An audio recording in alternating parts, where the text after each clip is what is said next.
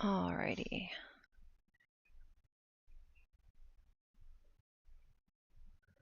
Okay. This is where I clean a house.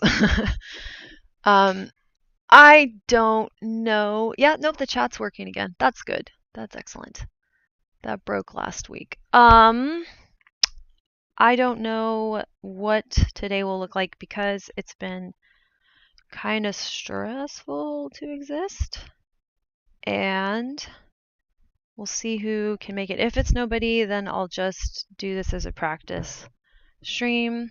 I wish there was a place for streaming about life and not games. It's a little weird. I mean, I guess there are, but it just doesn't seem like the internet is organized very well for people being able to try out new ideas with support. I mean, because it's not. I wonder, gosh, who's tired of ads? Who's tired of products? Who's tired of living like that? Good evening. Hello. I started a little bit late. I was just thinking about, I had a good week in terms of working on some feminist theorizing, theory building, and connecting that to my meta theory about human behavior. I made some really good progress on that, or I'm in progress. I made some good developments on that. Progress is doing as a writing language, so I'm trying to avoid that and start to train myself out of it. Yeah, so then I was looking at a discussion about Marx and how Marx inverted the Hegelian idea that ideas precede material reality, as opposed to, he says, reality precedes ideas, and I'm like, they're the same thing. So for me, like, an idea is a class of material reality, and what is ideas and material reality? It's a class of kinds of relationships, and I don't believe that there's relationships outside of material reality. However, that's because I hold this as synonymous. Like, kinds of relationships are material reality. And if there's kinds of relationships that we cannot perceive because of our sense data interfaces, whatever, how we exist as humans, that doesn't make them not exist. It's just that they're outside of our imagination and we can't encode for them directly or take them apart without some other interface translating it. So I think that all material reality are kinds of relationship, and ideas are virtualizations inside of your brain, made by your brain, about those material relationships, caused also by those relationships. So it's like, material relationships, kinds of relationships. So I like, material is just kind of weird to me. It's like, it's as if ideas aren't made out of material. That makes no sense. So I was thinking about that, and then I was trying to explain, like, free will. I need to work on that one. That it's also like, it's kind of a non sequitur, nonsensical idea, in my opinion. I think that there's multiple kinds of relationships that are possible. Then those are coordinated by a lot of layers of like nesting dolls. I wouldn't even call that hierarchical because it's like containers. Um, a lot of layers of existing relationships that then limit how many relationships are possible as it gets more complex, as like you go to the external layers of this relationship package, right? And the facing thing is what I am interested in, and that's my replacement for what people ask about free will. It's just saying that, like, there may be some ability to pivot to the options, and it's not just statistically determined. And then that gets into, like, the idea of randomness, but the randomness is confined by the possible relationships that are stable. And if you try to face towards an unstable relationship, you'll end up facing a stable relationship anyway. but it'll just be a new relationship which will destabilize the last relationship. So, and a relationship can be like a person, a civilization, a body, right? A cell. Okay, so let's see. What did you say? I just had to watch an ad. Boo! We do lots of ads per day. I hate it. Imagine how many minutes per week we watch ads. I would like to know how many hours, days of my life have been being subjected to ads. And I would like to know the psychological cost of that. And I would like that to be studied. And if it's a net negative, then it should be discontinued. Right? Yeah, exactly. The impact that has on our brains, yes, and what it makes us think of went by. What it makes, and not just think of went by, right? What else does it do that's outside of our imagination because we don't understand those sorts of relationships? Like what are the actual effects? Well, then the effects may be relationships that we aren't measuring that may have these really like extreme impacts on the stability of relationships. So it limits the field of possibility of relationships that can be faced by, right? So it's like, a lot of friendships require an interest that costs such. Yeah, gaming, right? Yeah, sports, yeah. Gateway to connecting, right. And people have money, so our ability to connect to other people through material could pay back, but often doesn't. Yeah, and causes act. Well, so that's where my theory has it enhanced its fidelity. It's gotten clearer. So you need 4 things to be a person experiencing personhood, right?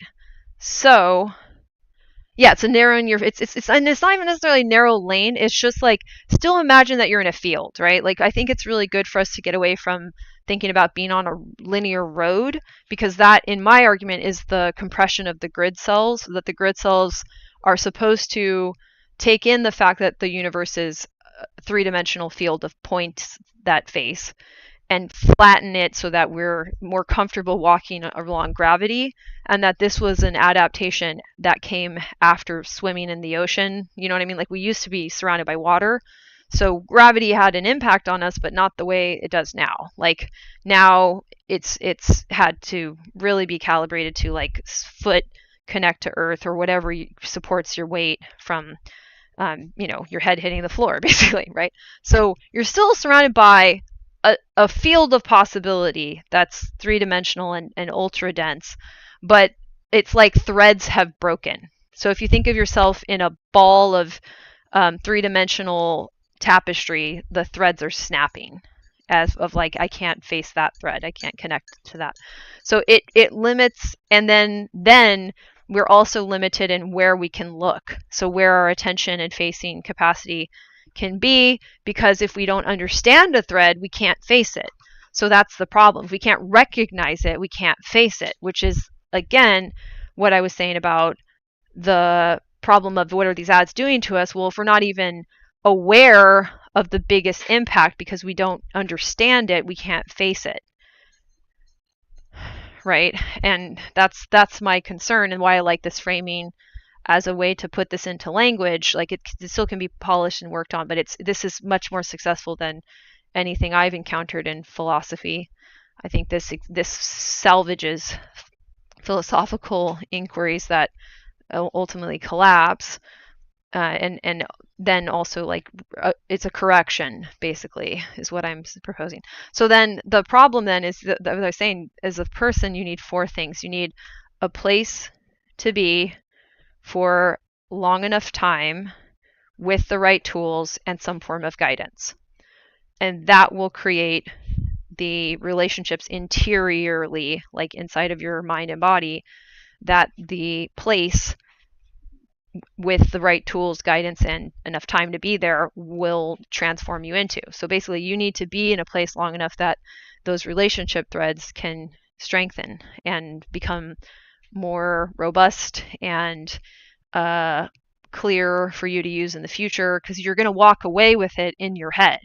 So we're basically creating representations, and not just in your head, like in your cells. Like, ballet, my muscles are different, my fascia is different, like than if I hadn't done it. So you have this complex system of relationships, and the way that we get new relationships or refine and improve relationships is by being in a place for long enough with the right tools and some form of guidance or support of some kind around the usage of all of those factors. So the biggest problem we have is not being able to get to the place. That's the biggest problem we have. And the reason that is because we are the earth.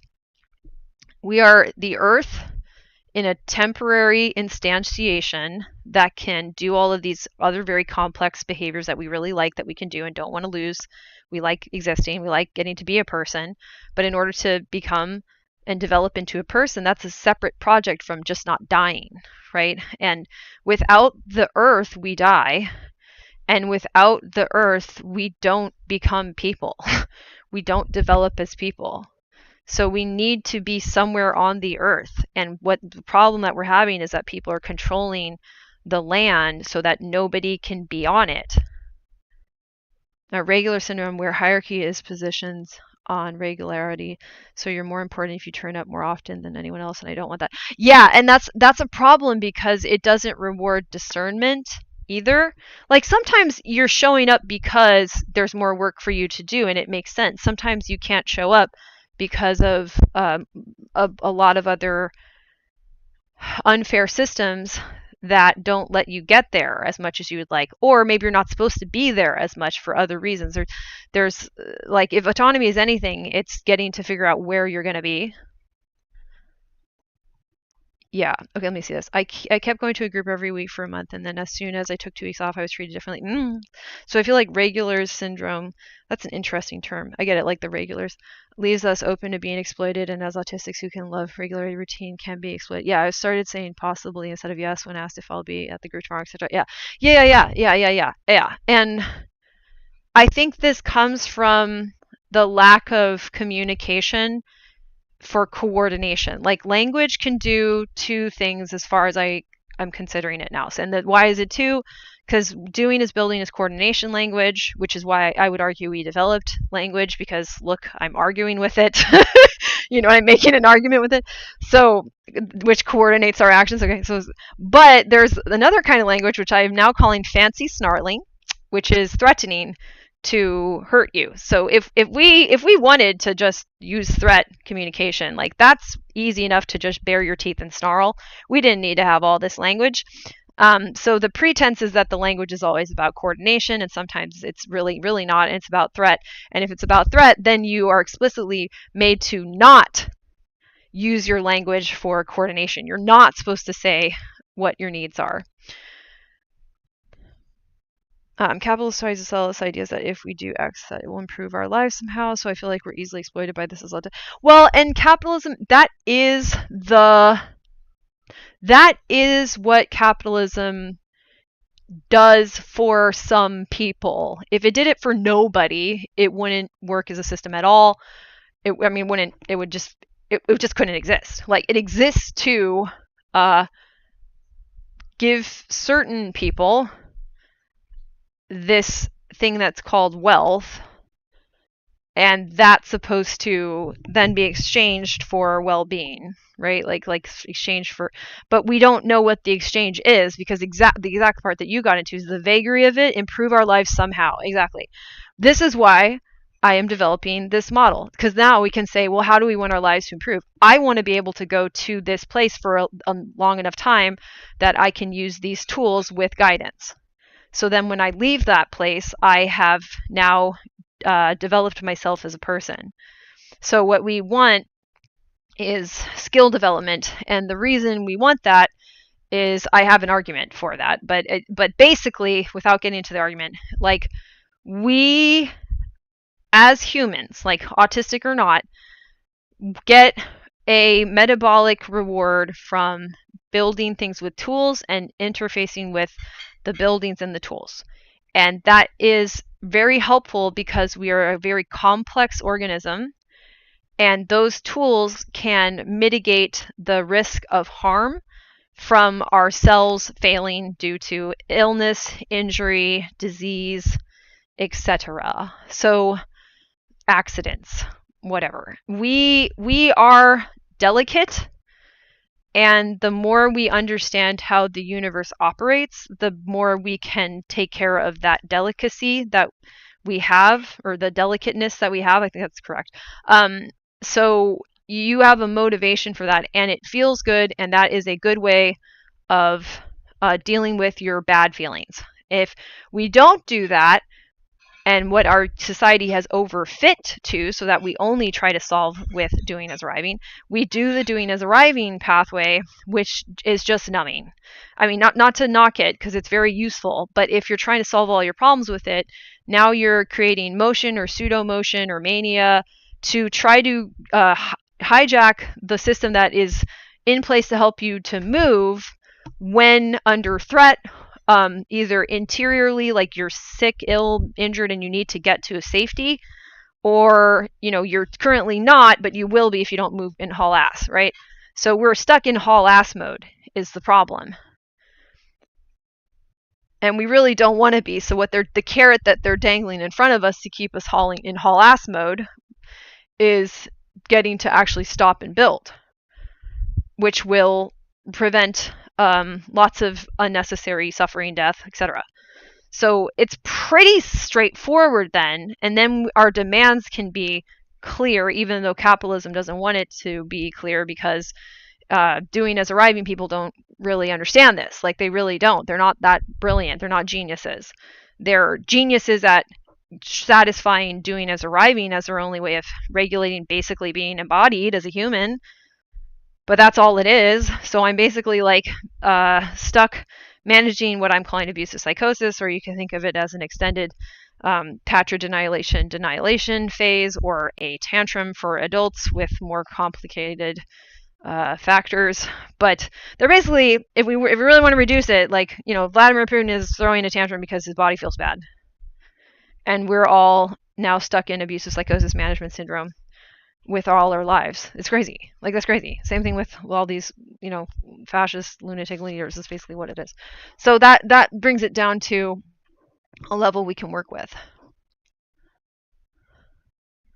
Let me get back to what your point was. If we turn up, it's assumed that we're in absolute dire straits or anguish, or else we wouldn't be attending. So that's why I think there's no real interest for the system to fix issues. They need us almost to be an issue. In fact, problems exist gives jobs. Well, that's the thing. So that's what they're telling you, is that if you exchange some of your time, place, tool, guidance, potential, we will give you back some. But I'm like, well, how did you take it from me in the first place? That's what we should ask. I came from the earth. Why are you in charge of this? You also came from the earth. Why are you deciding this? And that's what we need to start asking. And if they say, well, it's because we have money, now we are like, okay, well, what is money actually then? Let me read a little bit more before I keep going on this, because I will start going for minutes on end. Yeah, they want jobs for money, so problems will always. So yeah, see, this is why I don't like money. Or I think I have an idea for a replacement system for money that I think could work. Or trying to see us as a problem when we're really not a problem. We're just neurodiverse. Yeah. Yeah. They see us as not producing more time, place, location, pyramid schemes. And I honestly, so I think being alone in our home is not the worst thing that could happen to us if we have thinking tools and some guidance. Like, if we can make the home environment better for us, which is why I do Housekeep-a-thon, we then can at least have some stability even as everything destabilizes. So I'm not doing great in many ways because of the outside world, but I do feel better when I'm at home because I have some amount of like brain congruent reality here, which is good.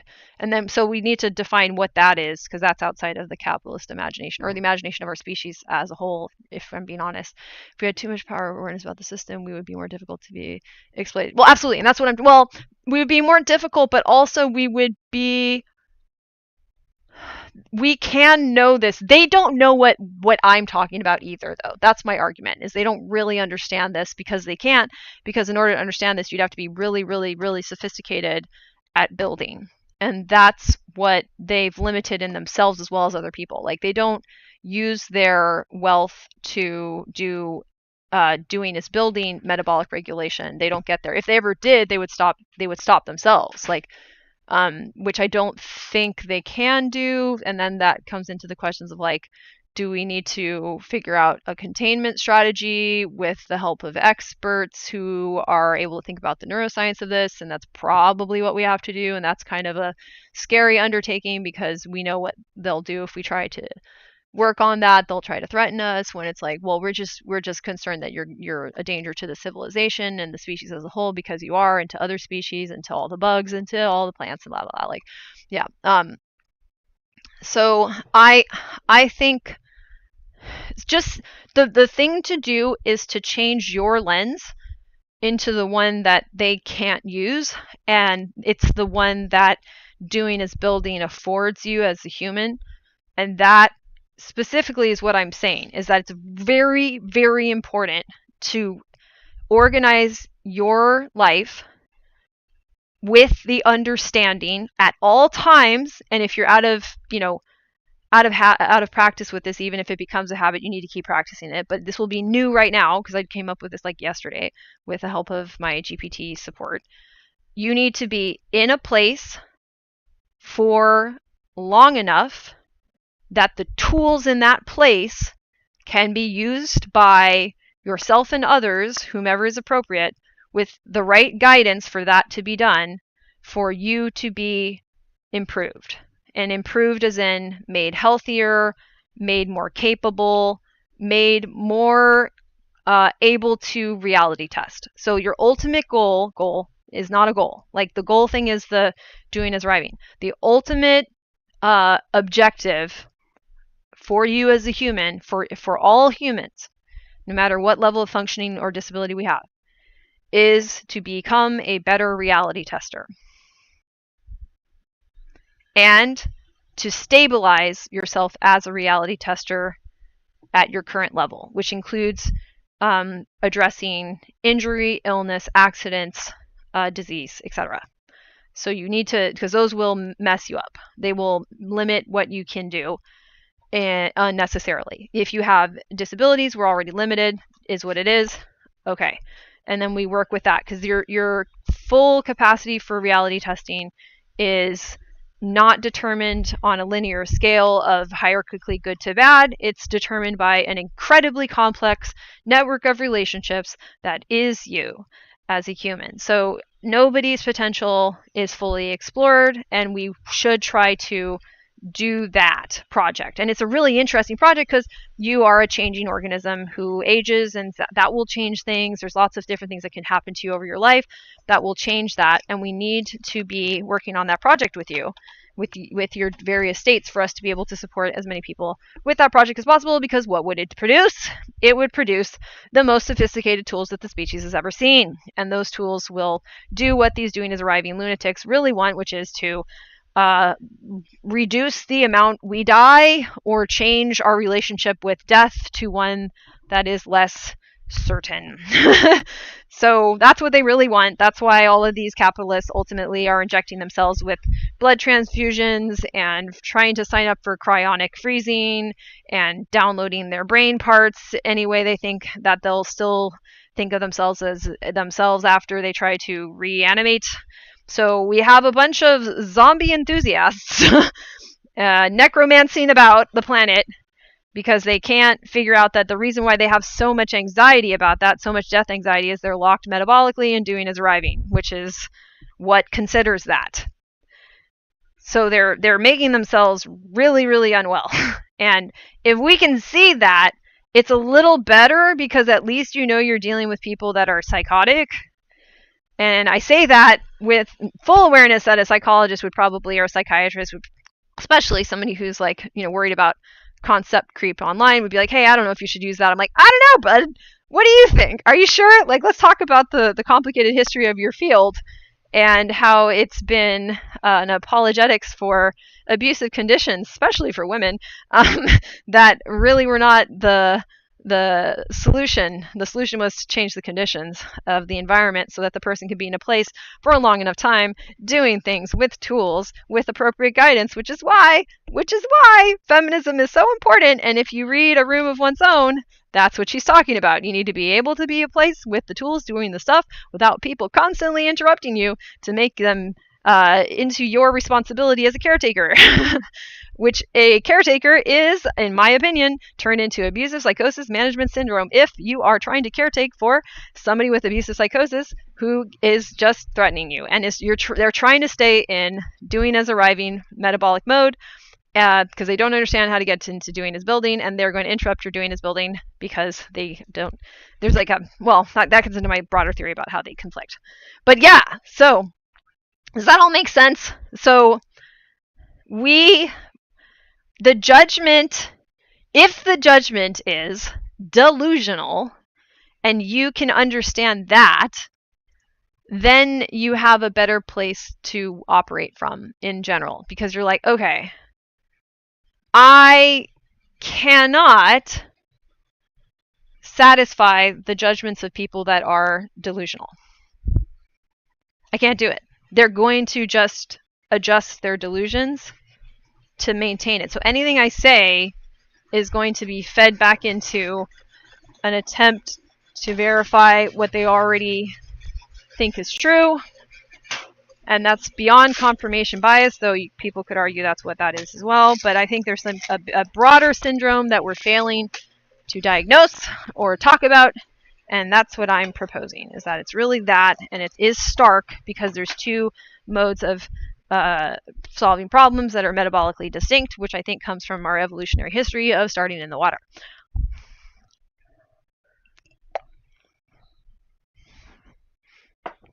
So yeah, so that's sort of where I'm at with that. I'm going to start doing some organizing stuff or something of that effect.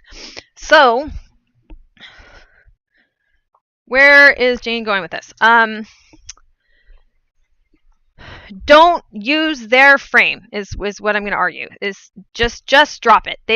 If they don't know about doing is arriving, doing is building, they're not going to come up with it independently. I developed it over years and years now, and I think it works. So I'm going to keep advocating for adopting it, and then you're going to be a lot freer, at least metabolically. Societally, no, because this is the problem. But until you're free in your mind, essentially, like to make it poetic, but until you start to experience, you have to physically change your metabolism to work with doing is building. You have to be in that mode and be very sensitive to when something's trying to push you into doing as arriving.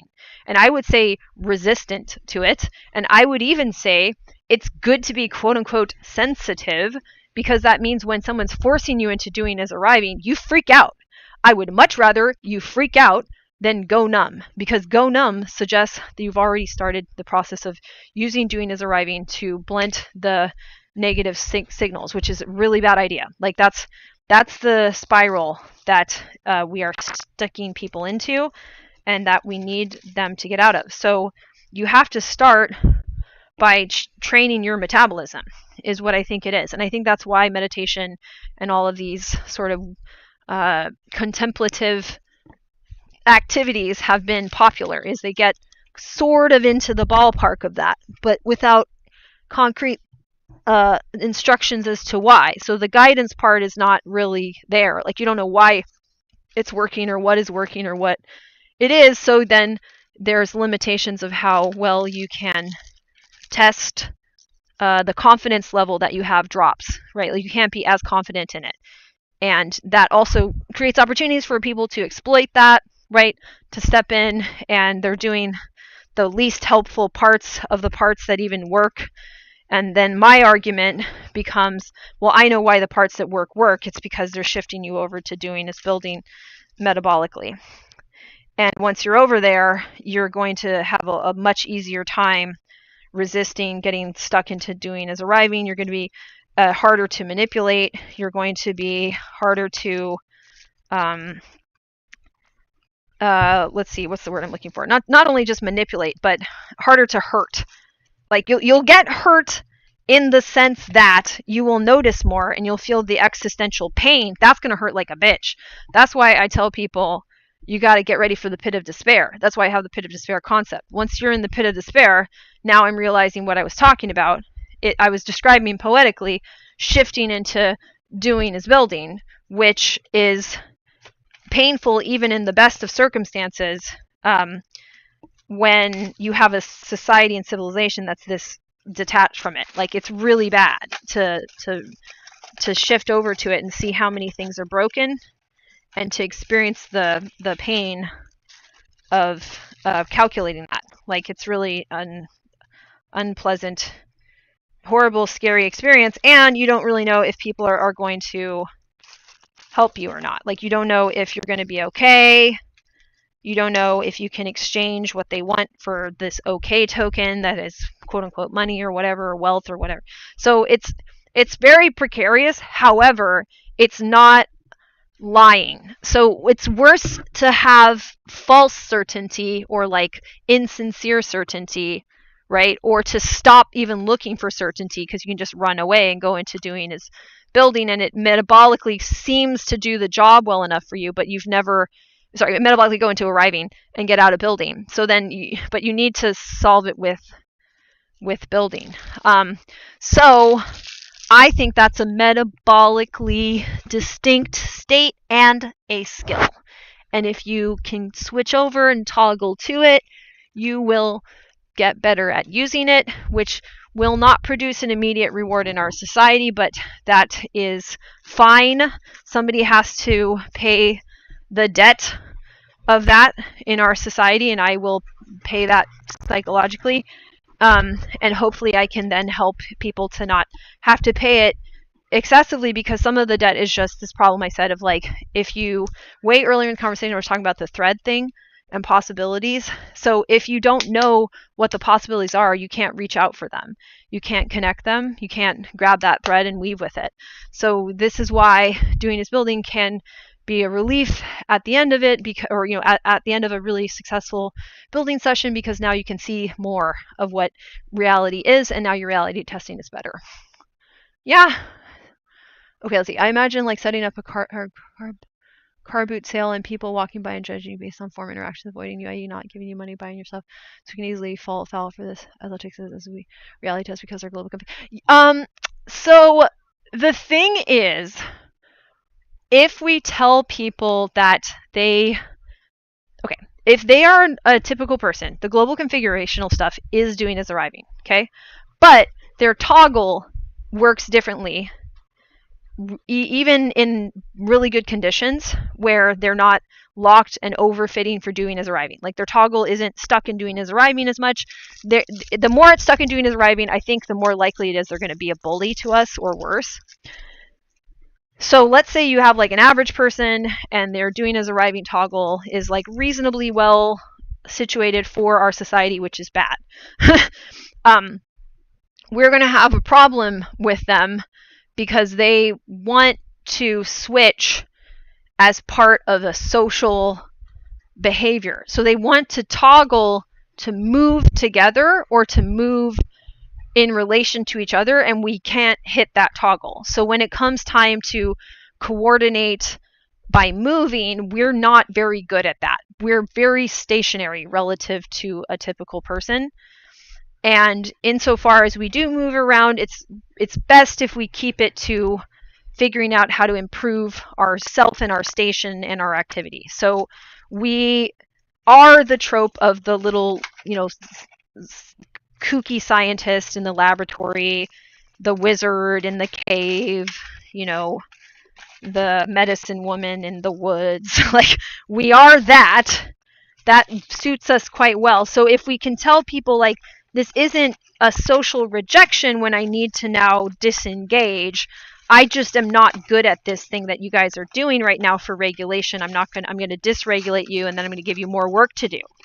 So once they're using that global configurational ability, we're disabled at it. So now it's just like trying to juggle with people, and then you're in a wheelchair and you're like, well, I'm not going to be able to do the hacky sack part. I'm going to just juggle. Is that okay? And that's kind of what we need to get to be able to tell them, right? And that means they need to upgrade their model to understand this. But even without them upgrading their model, doesn't that give you some relief of like, oh, okay, so the problem is they're not, relying on this one mode of reality testing the way that I do. They've also got some reality testing about movement and where people are moving, and they incorporate that into their building in ideal circumstances. And since we don't have that ability, we've just not been able to negotiate that. So we are not going to be able to cooperate with them, even though if we could, we would. If there was a way for us to know where we were supposed to be and just kind of get out of the way, we'd do that. But it's not realistic because of the extent to which our disability really impacts us. Like it's profound. And even if we have verbal skills, it's beyond a verbal skill. It's a really complex behavior to have these social abilities, and that's why it's also very bad when they go into like the culture that we're in now, that it's doing as arriving in a pathological way. The problems they're making are just exponentially worse and worse and worse, because this behavior isn't being taught as a behavior that you need to refine. So they also should be better at their doing as arriving. So in some ways, we're catching the blowback of their poorly developed doing as building, doing as arriving balance, right? And we aren't going to be able to develop balance. Now, I will say why autism can be kind of functional and kind of like okay, even pleasant to be autistic, like even nice to be autistic, is like doing as building is pretty great. And I wish more people could love it. And the reason that they're not isn't because they're not capable of doing it, though, arguably they would need a lot more training. I was just dependent on it. So my training was of default. That's my status quo, because otherwise I wouldn't be doing anything. Like this was my workaround to be able to do things in the broadest sense of that. The most general way I could say that. So in a way we can say that like autistic people have something to learn from autistic people, but the thing that they're learning is still, it's not a one-to-one situation. Like what's happened with our brains is really different, and different from person to person. Like, but there's a reason why it's distinct and separates off, and I'm arguing that it's because doing as arriving, doing as building are metabolically distinct, and so distinct that if we don't notice this, we will accidentally create problems for ourselves. That this is why autistic people can be like a huge kind of miracle for the species if they can listen to us and give us time and place to be for long enough with these tools and guidance. If we can get to that position societally, I think part of the key to the species surviving is the miracle of autism / maybe it's an adaptation, fail-safe, who knows. But I mean, the reason why we're like this at all is because autistic people are an extension of the things that humans do, which is unique, which is have extremely well-developed doing as building metabolic processes. That's more developed than any other species on the planet, because we have the ability to communicate, to coordinate for reality testing, and make tools. And language is a tool. So it's our dexterity, it's our ability to appreciate stopping, which I have an argument for why we had to do that, which is very interesting. If you'd like to guess why we had to stop for so long, it's a really good one. Like this one's it's feminist too. Like, why would we need to not get bored and be able to regulate our affect with things that aren't moving more often? Besides the fact that like fishy fish also had to do that. So I'm saying that like we started with a little bit more of doing as building in the ocean, then maybe that's why dolphins are so damn smart, whales are so damn smart. We have some really smart things, and also things that don't move a lot, like elephants smart. I'll even say octopuses, there's a little bit of that vibe to it because their movements are very interesting. But stopping. That stopping increases intelligence is one of my little nuggets of worth testing, like testable nuggets that I would like to go further. But why would humans need to stop for so long? And then the argument there is that while we're stopping, it gives us an opportunity to notice more about our bodies. So it allows our bodies to become more complex, because then we can address it. So my dog is really bad at knowing what's wrong with him, right? So it's really tricky taking your dog to the vet and getting that sorted out. They can't communicate with language. Maybe there's a couple that can with the fluent pet, but it's really much harder than me, right? And then even like it's easier for me depending on what's going wrong, because I've trained in ballet for so long and have learned all of these vocabularies and granular ways of thinking about things in my body. And likewise, if somebody's had like diabetes their whole life, they have a sense very fine-tuned of when their blood sugar isn't where it should be. So you learn about your body, and language allows you to organize that even more. And if I'm saying this noticing thing is requiring you to stop and not use go to regulate pain signals, then that's the split. And that this is a toggle system that can be pretty nicely, seamlessly organized, but our society is exploiting doing is arriving, which is breaking the neurotypicals and making life even harder for autistics. So that's basically what I'm arguing. Basically what I'm saying is our reality, and what I would like more reality testing to happen about, right? And I think that if you've been coming for a while, or anyone that stops by that's been here before, you can hear this is getting better and better. Like, it just is getting better because I'm working on it as a doing as building process. And that's where I'm getting my motivation from, or my feeling of regulation. And it's really hard though, because I am not doing great in the doing as arriving world, and I really don't know what to do about it. I'm going to try some things, but the doing as arriving world is not great. And it's actually getting really hard in some instances to explain myself to people. So when I'm sharing about this, I'm getting a little bit of an uptick of people saying like, oh, you're saying word salad or something. Like, no, I'm saying a lot of jargon on purpose because these terms are the best way to explain this and to indicate where I learned it from. Like, I'm trying to point to my sources in my language. And it's not a habit for people to just look up words, which bothers me. And it's also not practiced well. So when you look up a word, a lot of people, they really just think the definition is provided by Webster's or whatever, and then it's like a fight for the hierarchically best definition. I'm like, that's not right. Like, words depend on the context of where they've been used. They're basically like historical artifacts telling you about a cluster of ideas that surrounded that word, supporting it existing. So you're also indicating a lot more, and in some cases the word was intentionally, in many cases, chosen by a field that wanted it to be used to talk about a specific concept for specific reasons that you may even have a different reason for using. Like abusive psychosis, I'm inventing that, but I think it's actually merited. So I'm trying to say I think this should be on the level of other psychological terms and in the DSM-6 or whatever.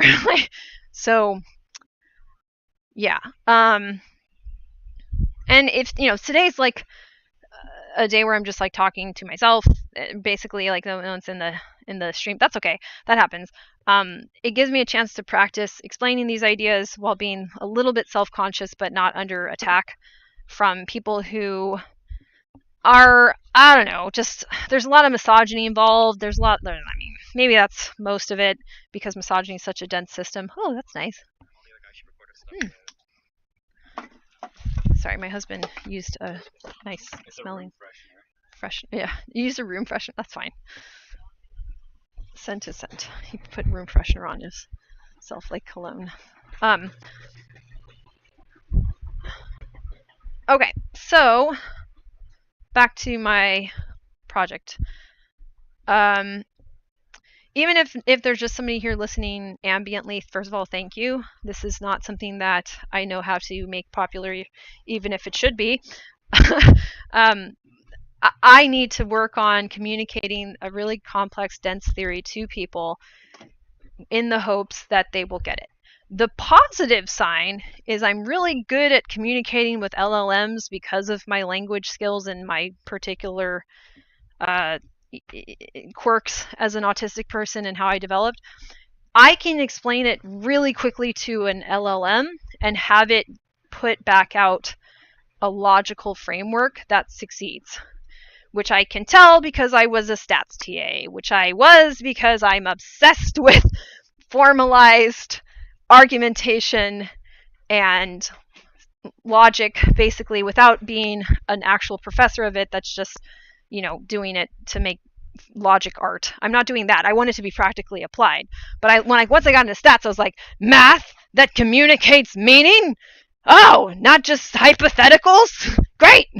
Love it! And I wasn't into like particle physics, although I think we should be more exposed to that. Maybe I would have liked it more. But anyways, regardless, like I went into more applied versions of logic. Like dance is an applied version of logic. Language is an applied version of logic. Oh, hey! Thank you! Thank you, thank you, thank you. I'm glad. And welcome in YouTube, making noises. Right when somebody comes in, I'm like, I have a frog in my throat. Or not a frog, a dry throat. What is that called? Have you ever had that where your throat locks up and feels like somebody just like had a hair dryer in it and it's suddenly the driest, worst feeling? I would always get it during tests. I don't even, like, how was that so consistent? I don't know what it was. But I don't know what it's called. It's not having a frog in your throat. That's when there's a bubble. Is that a frog in your throat? Okay. Yeah. As soon as you came in, I was like, oh, someone to interact with. And went, drink water. But yeah, I've had that happen in tests, and then I'm like, feeling like I'm literally dying because I'm like, I don't even know how to breathe like this, but I can't make noise. I'll just quietly die.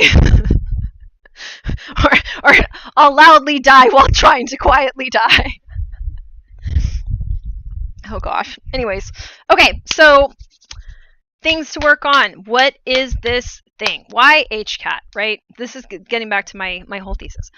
You need to be PTTG in a place for a duration of time with tools and guidance. That is the new way to think about existing, especially if you're autistic or you have something that changes what I call doing as arriving and the whole goal system of doing things, or prioritizing, moving through steps, all of that. If that isn't working for your brain, great, don't worry about that then. You probably have been using the doing as building mode, which allows you to keep in your brain libraries of projects. And if you sit in the location with the stuff, it's just going to pull up the files. And you can hang out working on those files, get guidance, have support while you're doing it. And from there, you will be quote unquote productive, but you're more productive like the witch in the woods is productive, or the, wise woman, medicine woman, or the wizard in the cave is productive, or the kooky scientist is productive. You got to be in your lab, and your lab has to have what you need in it. Now, ideally, we're getting to travel to some of these labs, travel to these places, and meet mentors and friends. But our civilization doesn't quite get this at all. There's parts and pockets that do. Like, I really love ballet because it has that element, but it's still expensive. So the problem is society is demanding you to trade PTTG for shitty PTTG, and then saying, well, then we'll give you enough money to be able to do good PTTG, and it's not mathing. Right, exactly. Never with guidance. Yes. And so this is my guess as to why ballet was so attractive to me. You can see it in people's bodies that they've had mentors. You can just see it. You're just like, oh, why do you look so like there? Why are you so existing. And it's this lineage of support that is beyond one human lifespan, evidenced in a human that has a human lifespan. And you're like, the heckity heck? So something that's technical puts the technique into a physically recognizable form by other people, and you're like, how do that? Want do this me? Yes. And so it's just like a very attractive thing to see like a master craftsperson, because the only way they got there is like hundreds, thousands of years of iterations that are beyond the scope of what is possible for one human to figure out. Amazing. So, exactly. Place and guidance are inaccessible due to financial capital and social capital, precisely. That is it. And the nice thing about this model, now we can call it out. It's worse if we can't call that out. Then people can pull smoke and mirrors out and be like, blah, blah, blah, economics, blah, blah, blah, socio-political, blah, blah, blah. I'm like, okay, why can't I go to the place for long enough with the stuff, the tools, and some guidance? Why not? I feel like you want me to do that, especially when this is my other argument. I think the billionaires have driven themselves absolutely bonkers insane. Kings do this too. What do they always end up trying to do? Be immortal. They always are like, I'm going to find the Philosopher's Stone, and I'm going to find the Fountain of Youth, and I'm going to go to Valhalla, and I'm going to go through to, I don't know, Osiris, and then they're going to weigh my heart, and whatever. Like, they don't want to die. I'm like, cool, I vibe with that. Generally, I think it's excessive. I think they've got huge death anxiety because they're locked in doing as arriving metabolism, and that's what it creates, is a disorder. So, you know, at a certain point, some of their death anxiety, they're just going to have to figure out, like, chill. But if they want less death anxiety, the only way to get there is to have the most innovative species possible. And the only way to get that is to have people get their PTTGs. And that's it. And the reason why they think that people won't, quote unquote, work if they don't, you know, threaten them. I'm like, don't you understand what you're saying you're going to give them? You're going to give them PTTGs for giving them shitty PTTGs. Wait a second. What if they just had the PTTGs they actually want? Like, what happens there? Like, explain all arts. Explain all technical crafts. Explain architects. Explain dancers. Explain concert pianists. Explain robotics. Like, we're really into it when we can. Yeah, just download all the software and learn on YouTube. Right, the argument is that place is just a mental block, which really it isn't really true. Exactly. And the place part, in so much as you can utilize the stuff on YouTube, you can, but you need to have been with a real mentor. So I'm at the level of ballet where I can learn better looking at a master teacher on YouTube, because first I can select who's the master teacher and who's not. So I already have discernment. And secondly, I have so much stored place in my mind that I can understand what we're trying to do and virtualize it. So an athlete who's injured and is a really good athlete can go rest off to the sidelines and just visualize and still train their motor neurons and still train their performance to improve. Not true of the amateur. That's not as consistent. It's very consistent in high-performing athletes. So, and it gets better the better you are at your skill. Okay? So we can virtualize after we've been in the place enough. That's why I want us to acknowledge this PTTG thing. Any experience you've had of it, try to transfer over in the form of standards. So because I learned ballet, and this is why I think everybody needs to learn some form of mastery that has high standards like this, where it's like you just know that the line between doing it well and doing it not so well is really specific. It's not vague. It's really well defined. Whether it's very hard or very easy, it's defined. Okay?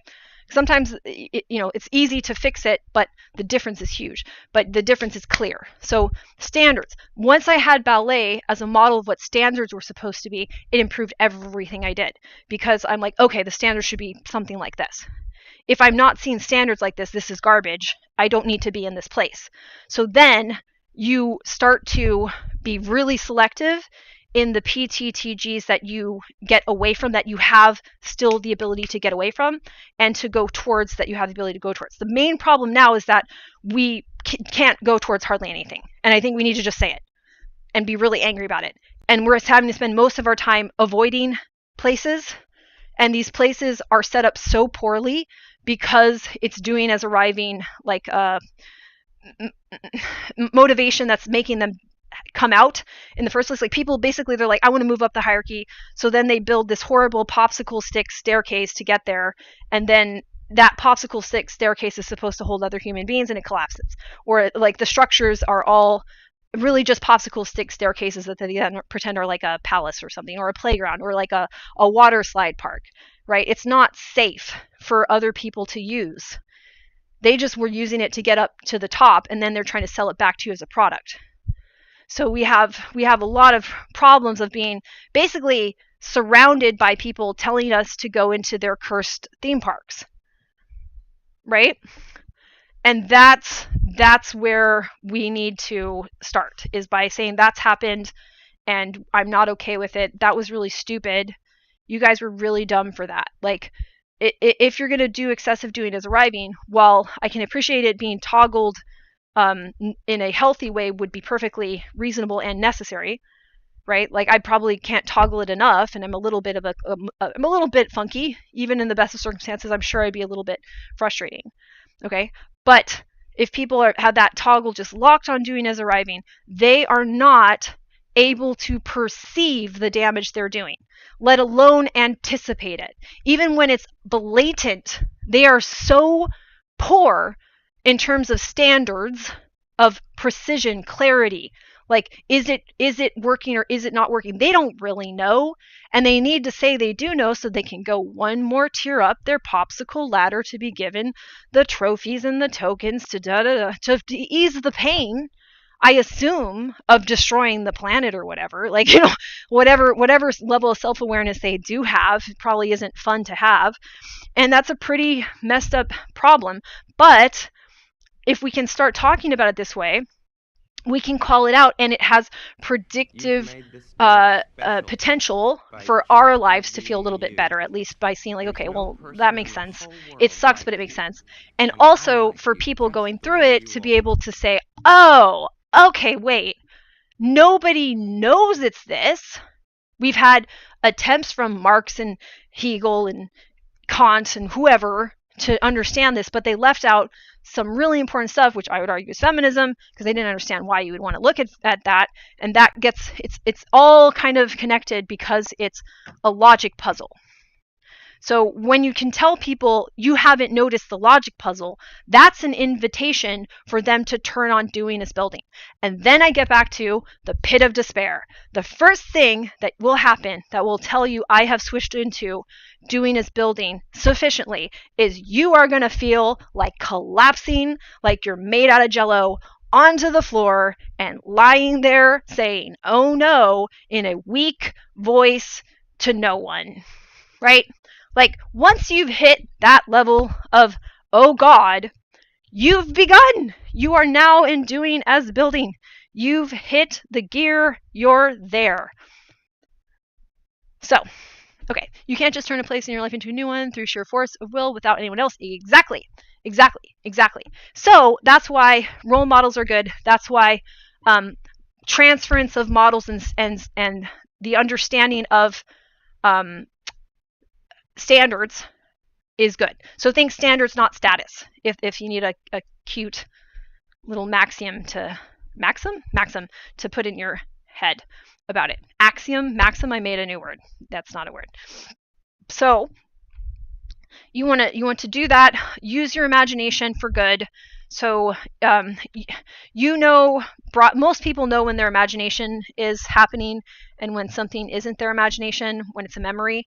But it can be a little bit hard to feel where that line is. So take that as a positive. Like, still be clear, like, I'm imagining this, but infuse it with the feeling of memory. Infuse it with real standards. Like, if you're going to imagine you're doing something, imagine it with the highest standards so that you're practicing standards. You're using your imagination to practice discernment standards, having guidance with standards, and a healthy environment that is considerate of like what you're trying to actually do, like what you're trying to build, what you're trying to use as tools to change you in which way. Like, and that's the thing about standards. Like in ballet, the tools are all there. They're very specific. They're supposed to be tailored to you. The shoes are supposed to fit you, support what you're doing, and the outcome is very specific. So there's a little bit of wiggle room and nuance once you get to artistry. It takes a lot to get to the point of nuance where, like, I have some anatomical deformities where I can manage those. That takes a lot. It takes a lot to get to that point, but the only way to do it is to practice it with people who know how to help you see that. And then you're training your eye. So in ballet, they're always talking about training yourself to be your own teacher, or training yourself to be a teacher while a student from day one. So you have the student's mind where you're like always learning, but you have this teacher's mind where you're always understanding the logic behind it and the standards and why they're like that, and when something is meeting the standard or not. So it's an interesting project because then you have to develop more self-awareness, and your self-awareness has to be very comfortable. Also, thank you for following Quizzical over on the Twitch. I appreciate you doing that. I'm trying to watch two chats and I'm not good at it. But okay, so what was I saying? I had a thread I wanted to tie up there. What was I saying? Shoot. I'm like, be social and nice. Help. And then I forgot what I was doing. Because my doing is arriving, doing is buildings. Toggle is dog shit. It's bad. It's no good. It doesn't work. That's okay. Oh yeah, standards. And okay, yeah. So yes, okay. Then you get really good at paying attention to what you're doing and the difference between one action and another action, so that you can try to get it closer to the specific standard, right? So that's a skill, because it does feel bad to be way off from the standard. Like, it doesn't feel great. It feels challenging and metabolically sad. Like, it's metabolically draining. But once you get a little bit better, you kind of get used to that.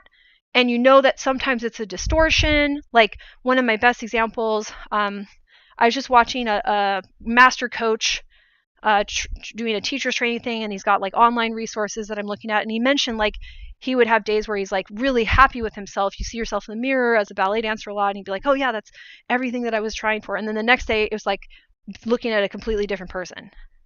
And I've had that even where I'll have a good class versus a bad class.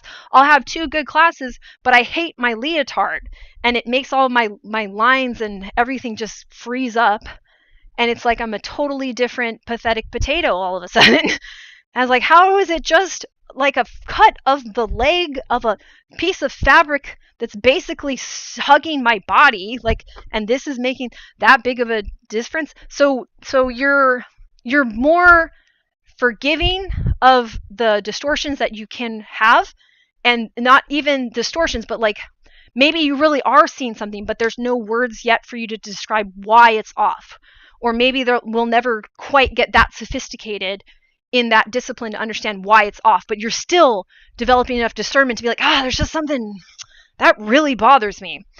And the only way that improves is people like you getting bothered by it, right? And now you're part of the tradition of hundreds of thousands of iterations, and then the next person's body won't get stuck at that, won't get lost at that, will be like, yes, like making noises figured that one out. Oh, cool. I'm experiencing that problem. Okay. And what did they say I should do? Oh, I'll use that guidance. Okay. So yeah.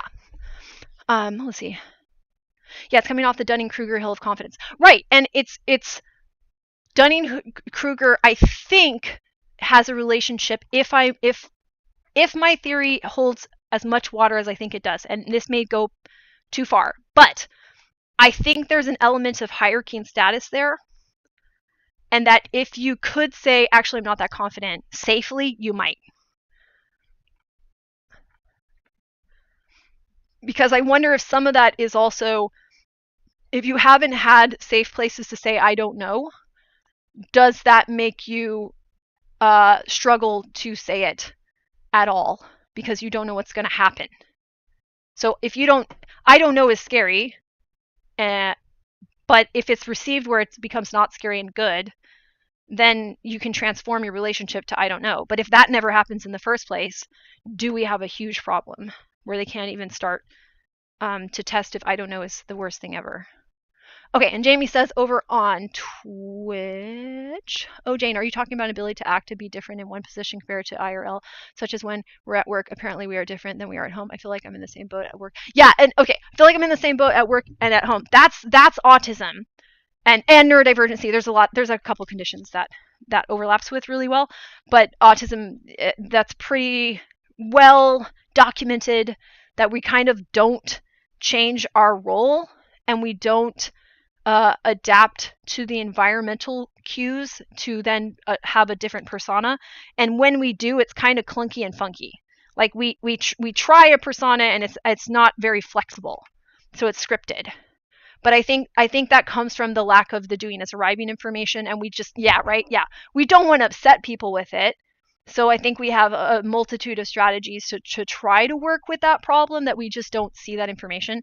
So I think that's a clinically acknowledged way of interpreting what I think is the doing as arriving, not being functional tool set of information that we can exchange with other people, so we aren't even trying. And then over on YouTube, Making Noises says, you go from not realizing you're flailing and thinking it's fine to noticing what you're doing and getting frustrated. Yeah. There's definitely a cultural element, but the neurotype and age all impact that, I think. Yes. Yeah, I always sucked at that, which is part of why gender is so hard for me. Yes. Oh, gender. Like, yeah. I am a lost cause. I can't do it. I just can't. And that's where feminism come in, cultural versus bioessential. Yeah, exactly. And feminism is brilliant if you can get into like the right lineage of it, but it's really hard because those things don't have a lot of publication, and it's always hijacked by a media landscape that doesn't get it. But if you can look at feminism successfully and stick with it, it becomes another standard yardstick, right? So really good feminist theory is at a super high standard and it's awesome.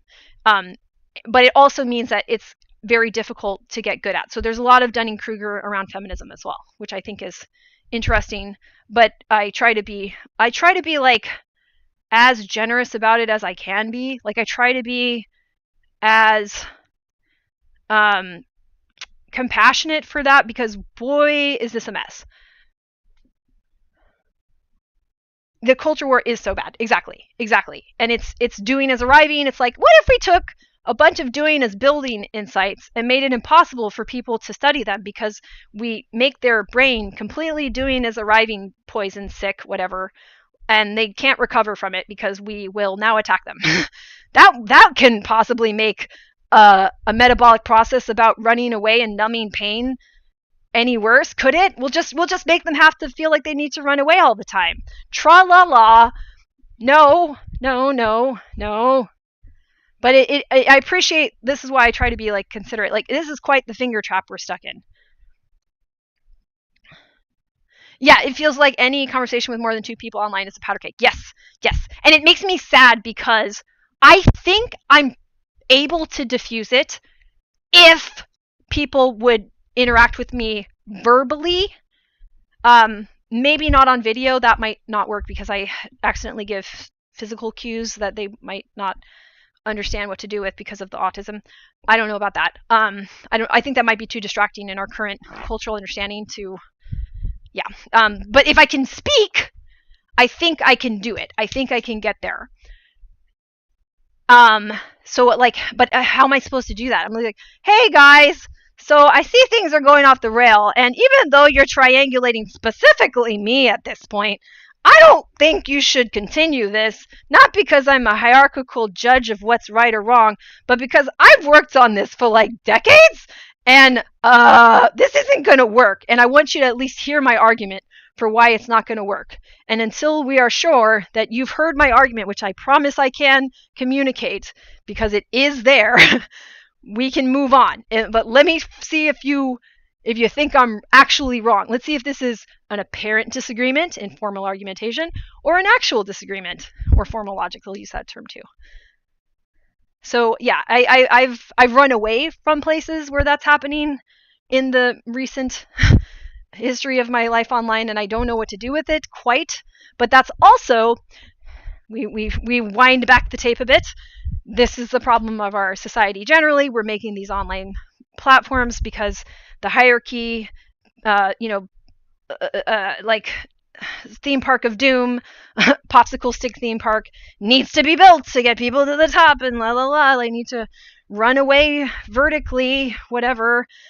And then we're left in this horror theme park that is making these behaviors worse, or more metabolically exhausting, scary, confusing. So the powder keg thing is useful information, but also the only way to discuss and get through this is to meet more people and talk about it. But the powder keg is where you meet the people. And I'm like, oh, okay, shit. Can I start with a shit and end with a ha? Like, just like, I got nothing else. So it sucks. But we are articulating it, and that's part of it. We have to coordinate around something way too complex, that shouldn't be this complex, that got this complex because of doing as arriving overfit. So people are using doing as arriving when they needed to stop. It's like Mr. Rogers' song, I can stop when I want to, can stop when I wish, can stop anytime. And what a good feeling to feel like this and know that the feeling is really mine. Okay, so I'll stop now. But like, you need to be able to stop and experience like, oh, this is a good feeling. I'm not being tricked. I'm not losing ground. I'm not conceding to, no, I need to observe what the hell is going on. And so I've at least successfully made a space where you can say that, which is great. Like the PTTG, right? This place, you have been here long enough to understand that you can use that tool, and you are going to be met with guidance and not a threat. Which again, I am now starting to call fancy snarling. So you can speak and use language to coordinate because that's what we were supposed to do with it, or you can pretend that we never evolved language and just use it as a substitute for baring your teeth and snarling, which I'm not a fan of. Okay, I'm walking around a lot. That's why I sound a little bit winded, by the way, and hopefully it's not too bad on this mic. I try to pull it away out from my breath, but I think it still hits it a lot. I need a different mic at some point, but that would be when money is at least temporarily resolved. And then my ultimate goal is to end money, I think, probably. Goal. Actually, let me fix that. That's doing as a right thing. My ultimate project is to convince people that there's something deeply wrong with money and there's a better option. Oh, the mic has been good. Yes. Okay, great. Excellent. Okay, so HCAT, Housekeep-a-thon. How did this even happen, if you'd like to know? This was my first thing that I started streaming, besides for a couple Sims games when we were doing the 2000 election. And I was doing it to keep myself from, I don't know, just not feeling good. Because I got diagnosed with autism 1 year before that. And I'm like, cool, I'm processing my autism diagnosis in a pandemic. That's good. Yeah.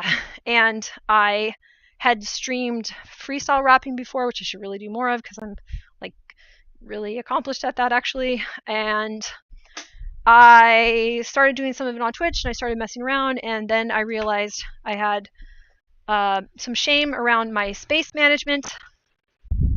Space management is what I call all organizing of your home environment, because otherwise you get really insulting, stupid terms for it. And I think, well, if there's time management, there must be space management. And you could also call it place management, I suppose, now that I have my PTTG thing. But yeah, so I wanted to be able to dismantle that, and it turned into a way of meeting like-minded people, and it's ongoing, and hopefully will keep growing as I grow, and maybe will become something even more helpful in the future. But for now, I'm just kind of keeping it alive and have friends come in from this adventure, from joining my Discord, which I operate like a little neighborhood because I really like the ideas Mr. Rogers had. So I try to put that all together. And the Discord, if you look me up on Discord, it's just Jane the Message if you're not already there. And I'd be happy to invite you to the digital neighborhood, even folks that are maybe listening and not ready to chat. That's cool. Like, don't stress. I appreciate that people are popping by on YouTube and on Twitch. Tell me, okay, what do you think the use is for a space-place distinction? Because I would like to hear that. I am newly minted the whole PTTG thing, and I would like to hear what you think, because I just noticed, I was like, wait a sec, should I further define terms? It seems like I should. Okay, let's see here. Oof, my bathroom is not organized. How does one have an organized bathroom? Definitely not the way I'm doing it. Maybe I can fix this. Okay, I'm gonna try to fix it. Whoa, I have hanging baskets in my bathroom, and I just realized if I try to move this, I'm gonna hit myself in the head with a curling iron, which seems not like a good setup now that I think about it. I am typing on my phone because I'd rather not verify on Twitch. That's totally fair. I don't think I can type fast enough to articulate that well quickly. That's okay. I will spitball a little bit about it. So let's see, space place. Well, space is isn't that the property of like places have space? I guess a place is a instance of space, right? Place, space. Space is the possibility realm of places, I think. Ah, space is fungible. Ooh! Yes, let's get into fungible. Actually, I'm going to refresh my knowledge of that word because I have it locked to non-fungible tokens now, which I need to fix. 1 second. I call this polishing your words. It's a thing you should do because it's not like Fort Knox up there. They get kind of rusty and weird. Replaceable by another identical item, mutually interchangeable. Yeah, okay, well that's basically it. Okay. So, space is fungible. Also, I never know why chords are so difficult to figure out the right way to wrap them. It feels like an impossible puzzle that I've been exposed to with no clear instructions, and I'm positive I'm always doing it wrong. Like, this doesn't feel right. It always feels so wrong. Like, can't they design a better chord that, like, is self-evident how you're supposed to wrap the stupid thing? Yeah, this feels wrong. That just doesn't feel right. Okay. Plays as you've used it. is an instantiation. Yeah, a physical or social place where you have an association built with your nervous system. Space, as in space management, is not necessarily correlated to anything internal or social. It's just where stuff goes. Yeah! Oh, I like that. Uh-huh. Right. Yes. Yes, yes. And that works with place cells. So the space, time, head direction, landmark, blah, blah, blah. Place cells allow you to say, this is a unique spot that I care about for reasons and will care about again and again for the same reasons, or at least evolutions of those reasons. Yep. Like I've had social groups where we have a non-static place, park, school, buildings that is the same across our social engagement. Uh-huh. Uh-huh. Uh-huh. Yeah. Yeah, that makes complete sense to me. I like that. Yeah, it's just where stuff goes. Right. It's kind of like space is like, because it's a potential what's the word I'm looking for? It's like a space of potentiality. There's no, it's a possibility space.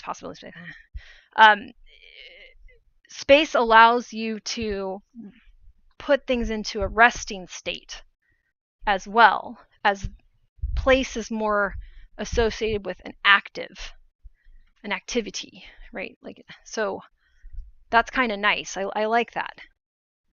Right. Okay, places, substrate, spaces, substrate, places, social relation. Yeah, you don't always have baseball practice at the same diamond, but it's always baseball practice. Yeah. Yeah. I like this a lot. Great. Yeah, this is good. I'm going to charge my other headset because I apparently forgot to charge this one, and it might die. It's starting to make its sad noises about wanting to die. And then I was like, man, do I ever relate to that? Ha ha ha. Dark humor. But yeah, that's great. The social relation requires the interaction of the space substrate and the human substrate. Yeah. Yeah. Yep. Right. And everything for humans is social because that's how we defined like all of our terms and all of our ways of explaining how we're going to use something and why we're going to use it. That was all socially encoded. So yes, that's an extension of the social encoding that we have made over our lives, and that was made in space at places. Yay! I love it. Hooray, shade of terms. Thank you for that. That was very awesome, and I'm glad I have that. It's going to help me make even better what I call facing choices. So facing is when your attention goes to a thing and you sort of imagining it's having reciprocal attention because it hasn't left you. So it not leaving allows you to experience some amount of facing relationships. And with humans, we need to continue to decide to share in the facing relationship if we're using language for coordination instead of fancy snarling. So yeah, fancy snarling. Okay, so that's sort of like the history of like HCAT and why it exists and what I'm hoping can happen over time. And then Jamie is over in Twitch saying, node, a point of singularity, a 0, 0 coordinate system, like my home is my coordinate 0. Yeah, that makes sense. Yeah, space substrate to go somewhere, meet environment rules again. But is that why we prefer to keep work IRL separate so I don't like working from home, etc.? I think so. Okay, yes. I think if we can work from home, I do think it needs to have a feeling of separation that allows us to dedicate more memories to the environment. I think this is why the online thing is a problem too. I'm not going to articulate this as well as it could be, by the way. This is a little fresher in my theoretical framework. But okay, so whenever you're in a place and something happens to you, it becomes part of the memory of the place. And I think for autistic people, that's a lot more pronounced. That effect is a lot stronger. So we have a real problem when people say hurtful things to us on the internet and we're looking at it on our phone at home or on our computer at home. I think that creates really profoundly difficult metabolic injuries for us to cope with. So I'm really concerned about that. And that's why I'm so committed to, like, this is a neighborhood. We're working on an extension of your physical space here, and we're going to have standards here. Yeah, I think neurotype is a huge variable in the work. Right, yeah, making noise says is absolutely correct. I think neurotype is a huge variable in the work from home debate. And then Jamie over at Twitch, I prefer, yes, that's why I divide my 16 hours awake into 30-minute segments. I like to go from A to B, do this, leave. Now I'm here, and the space is for X. Right, like my home leisure center. Yeah, exactly. Yes. And I prefer to walk to a place, exercise, than walk home instead of exercise at home. Yeah, I have a lot of that too. Or if I exercise at home, it's much more successful if I've also gone to the place with the guidance. Then I will do more supplementing at home, and then it seems to work. So I think I should have external places to go and supplementation at home. It makes it easier for me to understand what I'm supplementing because the guidance is there in the physical space that's a place outside of my home space. So that's important for us. So that's also why I'm like, okay, so first of all, like, autistic people are not antisocial, okay? We're super pro-social. We really want friends. We can't interact with people in every way that people expect.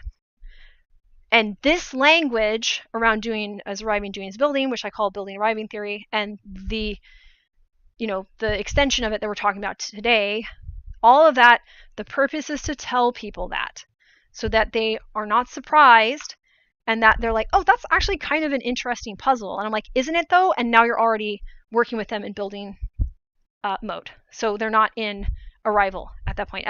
Now, the puzzle piece in autism I just accidentally referenced, but you get what I'm saying. Like, I don't mean that. I mean, they're like, oh, working with you is going to take attention and time, and it's going to take guidance. It's going to take all those things that are the building stuff.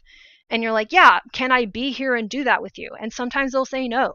But if we can offer that to them, then we have a chance of, like, really developing how to be a pro-social, highly developed member of human civilization that is really happy. Like, I love friends. I love friends. I really do. But I was a very sad kid, and I've been a sad adult, and it's been really hard.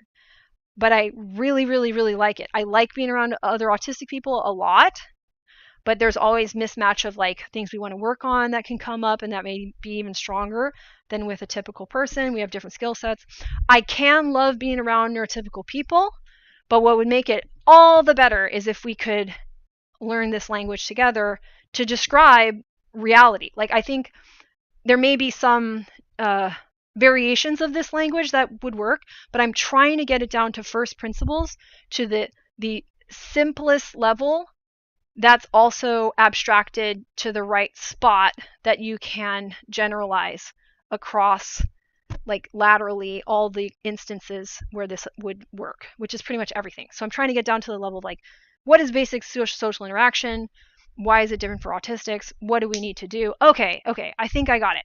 I think I can request this now of people. And so far, it's going well. Like, my life is definitely way, way, way better than before my autism diagnosis. Way better. Now, it's worse in some ways because, the doing as arriving is destroying the planet, but the theory that I'm developing also predicts for that. So it's kind of like, one half dozen and the other. And also, I don't know what will happen when we add the variable of being able to explain this theory to people. That might really change things. And hopefully it does, right? But we need to toggle them to building instead of arriving. And we have to tell them about the pit of despair, as I like to call it. I'm like, you may suddenly feel a whole lot of pain that you're going to have to do something about, which means you're going to have to ask people for help. And unfortunately, in our system, that requires money. So now you're going to be deep in the shit when you didn't know you were deep in the shit before. Okay, cool. But if we all realize we're deep in the shit kind of around the same time, we can get back into working on communication with each other instead of threatening. I think that's the hardest part about the online discourse, is that people don't know, or I guess they really have a hard time perceiving that I'm really not threatening them. So that's been confusing for me, is when people perceive me as threatening, or they perceive themselves as master threat detectors, right? So then if I say, no, that wasn't what you think it is, they're like, well, I'm a master threat detector and you're stupid. I'm like, well, where's the evidence that I'm stupid and you're smarter than me? Like, now we're really getting into weird territory here, also misogyny. So yeah, let me see what Jamie's saying, and then we'll get a little back and forth. I sort of find it hard to have the friend thing because I'm scared of being exploited, or people deciding my worth, value, and manipulating me for a purpose beyond my control when I'm not there for that. And you can't see it because of the whole autism thing, right? I view myself as an observer, watch, analyze, speak, listen. Yeah, to be heard, reply, then leave, and back into my own universe. I think I do that too. I think that's probably a good way of describing autism for a general autistic audience even. So I have this need to protect myself from systems that other people are doing to me, having judged me. Yeah, having judged me against their normalized worldview and values, and my ability to say no, or I don't wish to tell you that information. You have no right for that information. I'm not telling you. And for that not to be rude, but it's hard, so I come over as too blunt. Yeah, that's good insight. That's a good analysis of it. Good job. I think that was great. Jamie talking about exploitation and the autistic tendency for dissociation when faced with unwinnable social situations, right, which hierarchy creates constantly to reinforce itself. Correct. Yes. And we don't know how to back out of that gracefully. We're just like, this shouldn't be happening. But here's the thing that we're trying to build. It's going to get destroyed. We can all work together once we're in the shit. Most people do not want to. Well, right, yeah, being in fight or flight is easier once you're used to it. Exactly. That's yes. So fight and okay. So the only adjustment I would make out of my model is I don't think fight or flight covers enough ground, although it's a component of it. I think doing as arriving is a metabolic shift that is so foundational that we've over included other things that shouldn't be in fight or flight that need to be over with doing as arriving, and then fight or flight is a more extreme version of it, right? Or we can at least change the language and make it a little more granular to make sure that we're catching the whole of it. So I think sometimes we miss where this is toggled on. So that's why I'll say it's like a toggle system. So just say that like the switch is on, how it manifests depends on all these other switches, right? Like, which is an okay way of describing like your genetics and epigenetics, kind of. It's close enough, right? Not perfect, but it works. So then, yeah, concept creep of trauma. Yeah, exactly. Yeah. So instead of, oh, cool, Jamie popped over there too. Thanks, Jamie. That's awesome.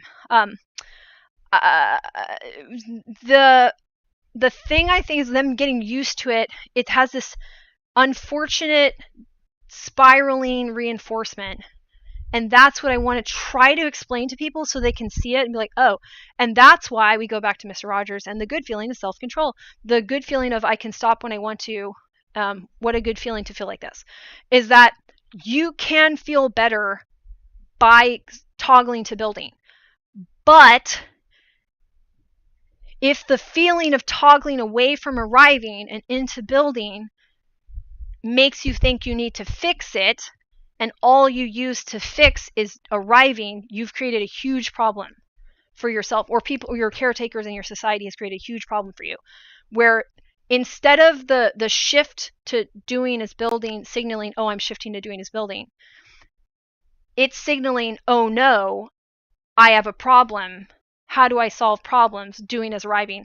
I need to shift to doing is arriving. So as soon as your body, your brain, your organism is trying to say to you, okay, time to go to doing is building, you're like, oh, I know what that means. That's a bad feeling. That means I need to go to doing is arriving. I'm like, no, that's just where you were. You were just there. That created your problem. No, stop. Oh my God, no. So, yeah, that is what I see as the issue. It could always be framed even more cleanly, but that I propose is our reality, and is why we need to think of them as two metabolic processes that have downstream implications that get more clinically significant, but that we need to understand that they're different, and that until we know that they're different, people won't realize they're caught in responding to the feeling of switching to doing as building as an emergency to start doing as arriving.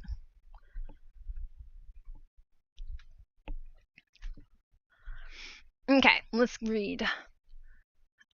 Let's see here. So I come over as too blunt. Oh yes, I'm constantly feeling affected by that, but that I'm always going to be the loser. That's why I tried to practice against the regular syndrome thing by saying possibly, no, it's actually okay if I don't go to that group this week. It's up to me when I attend the social group that never had a contract for me to be there, right? And any social contracts are kind of this nebulous thing that's in flux, and we can't do that kind of flux. That's like the whole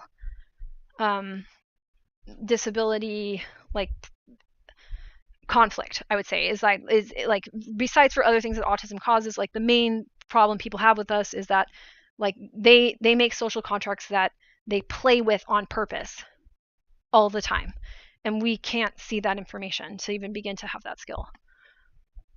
Okay, trauma response being used in broader and broader terms is filling out space that it sounds like doing is arriving as opposed to contain. Yes, yes, I wish I'd caught more of the beginning because I'd love a better definition of these doing as ideas. Oh, I'm happy to add to it as well. And then I leave these up. So if you wanted to review again, I find that helpful. I even review it to refine how I'm talking and what I've heard from guests when we have them.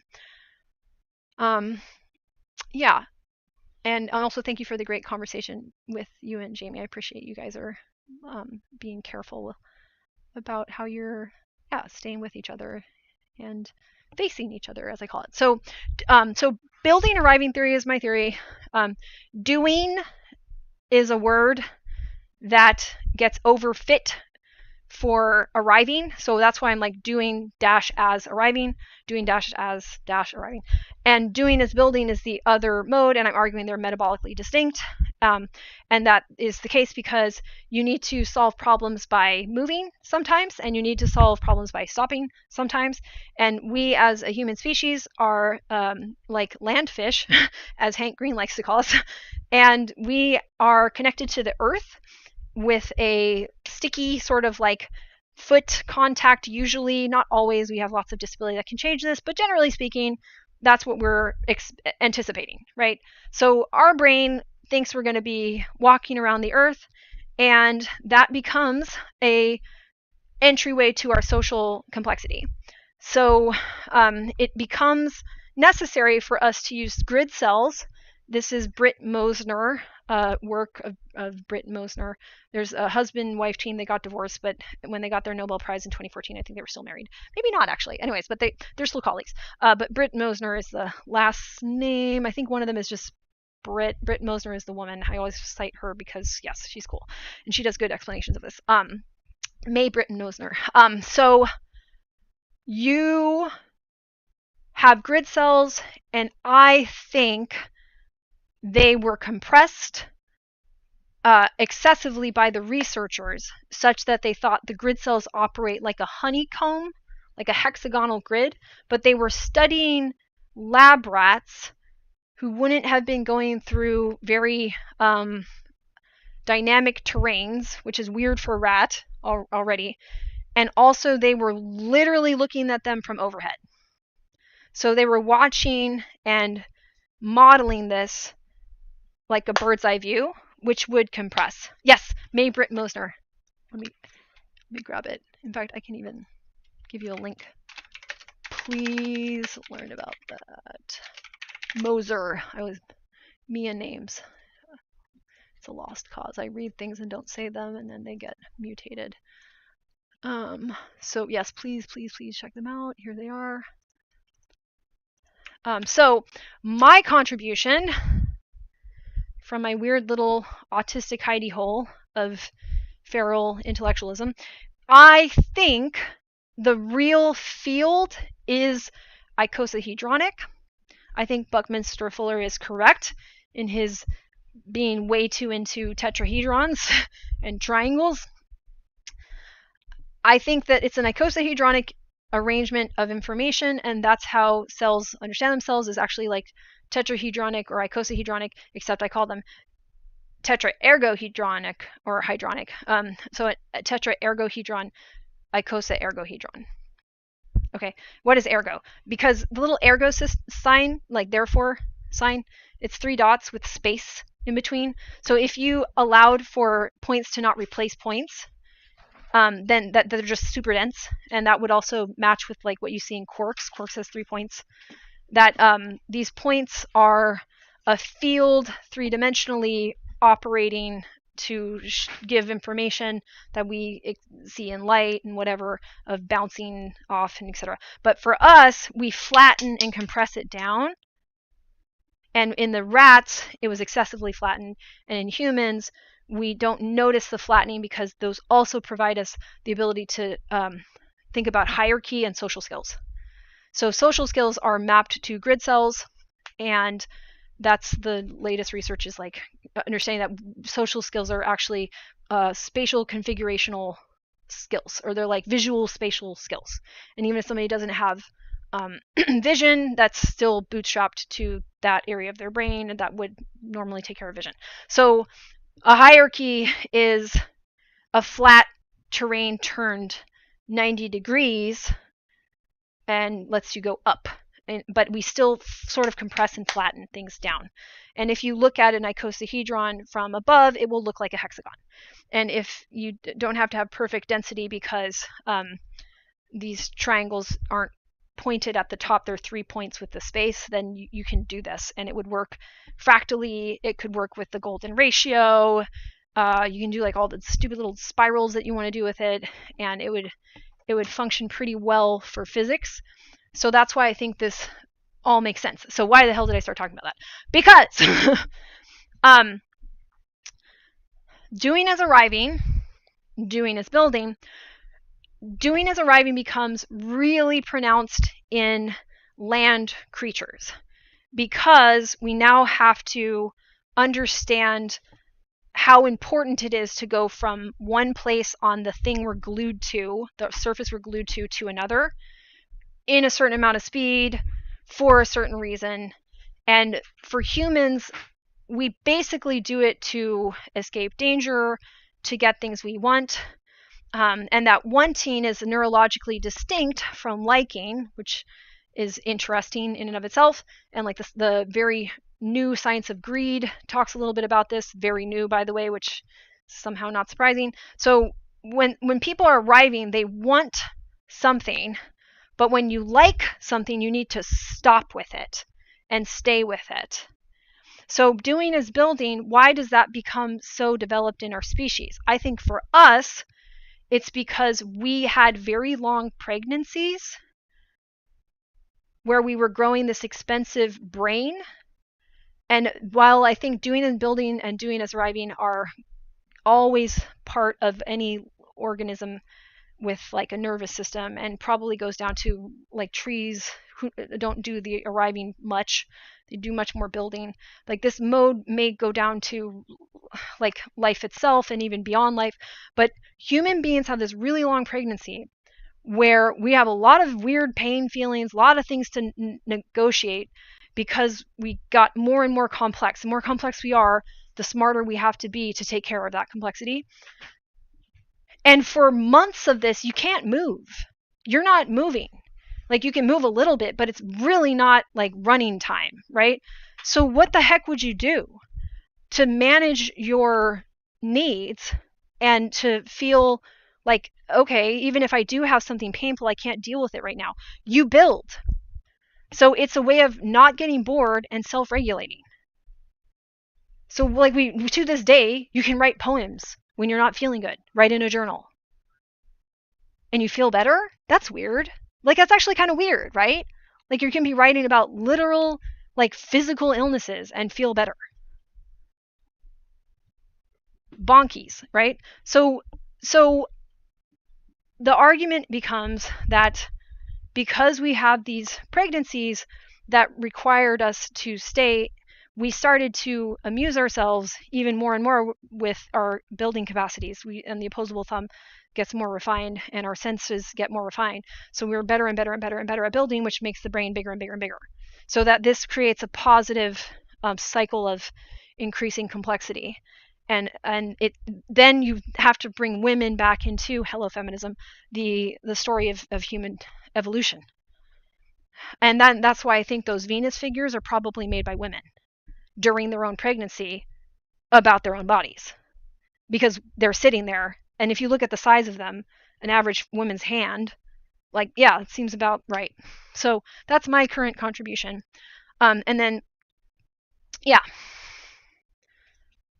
right, exactly. So carving, painting, weaving, yes. And all of these skills allowed language to become what it is.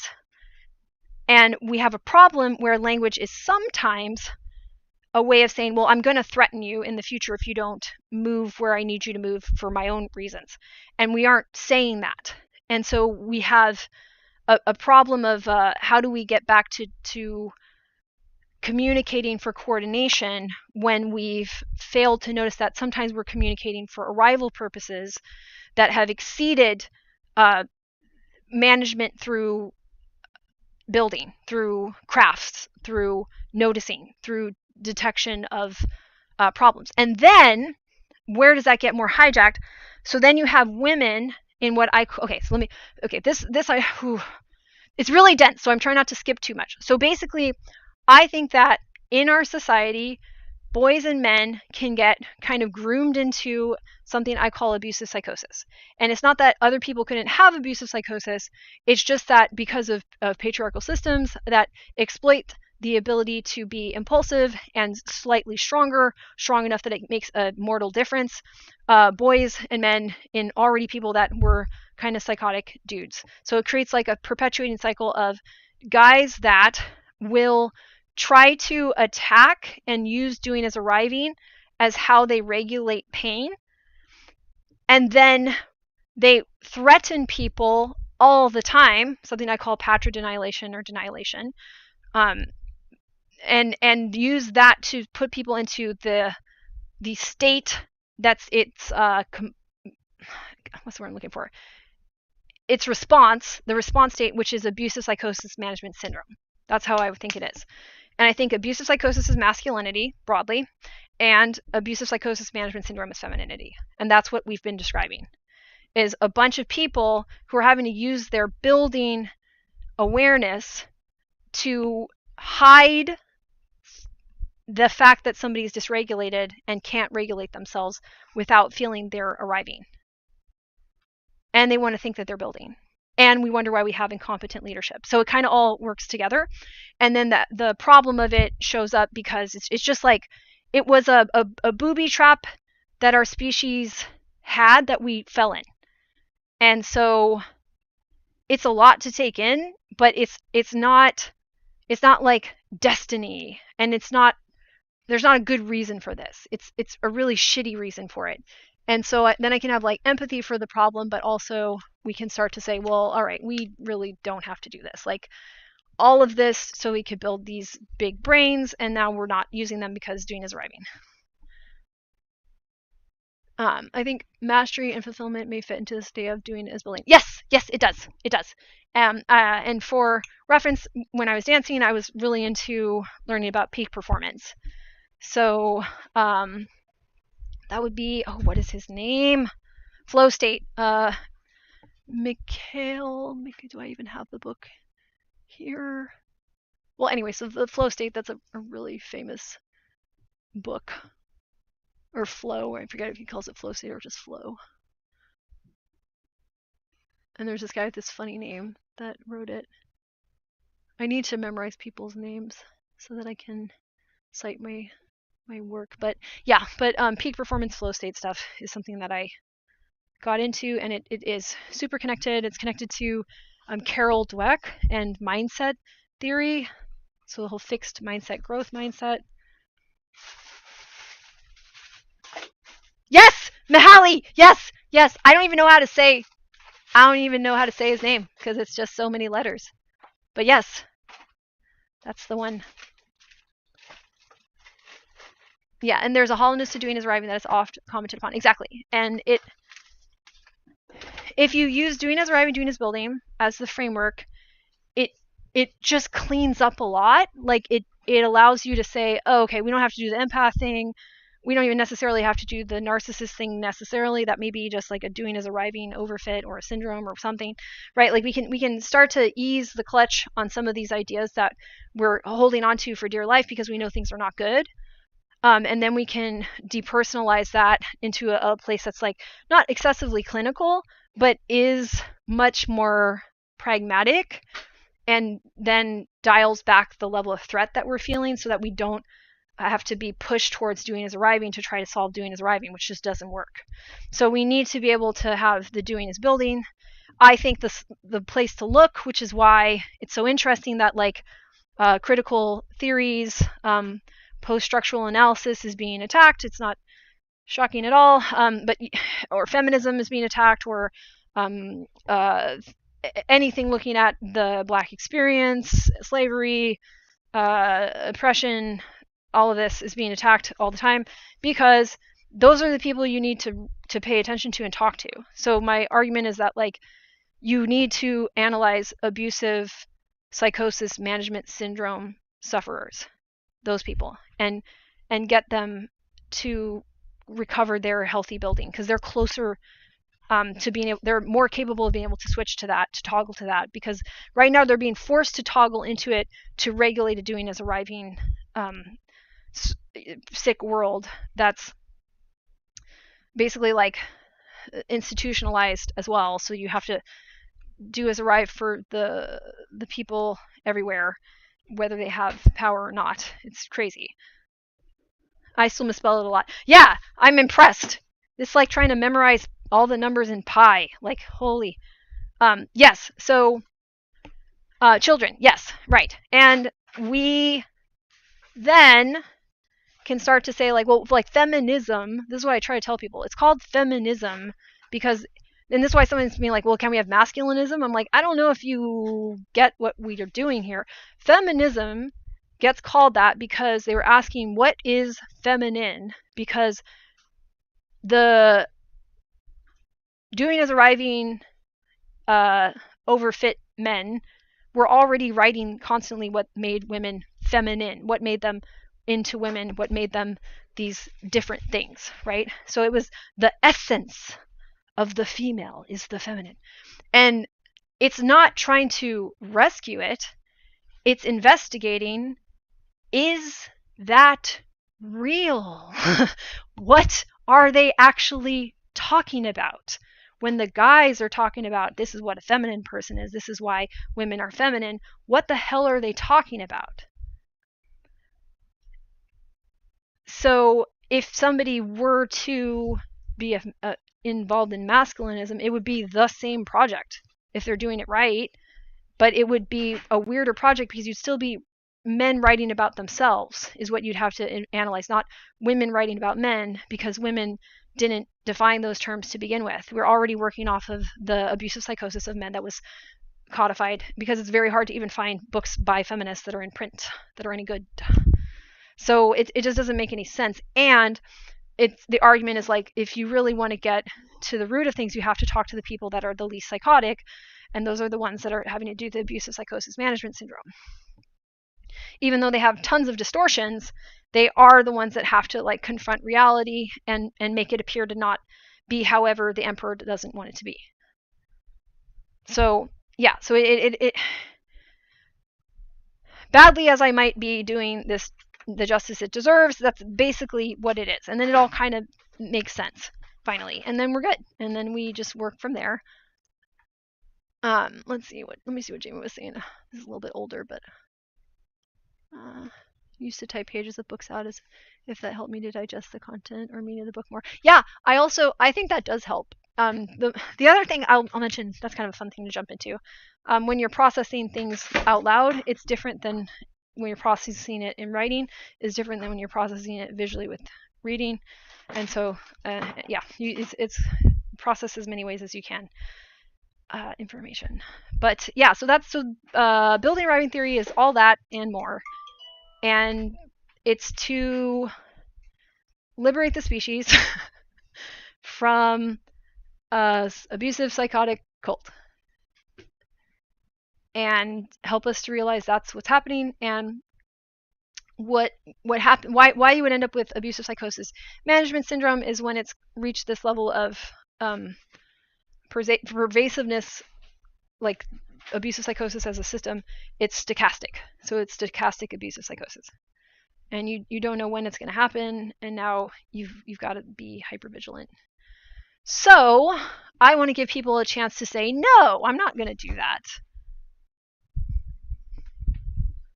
Yes, I would like to know what that book recommendation is. That sounds awesome.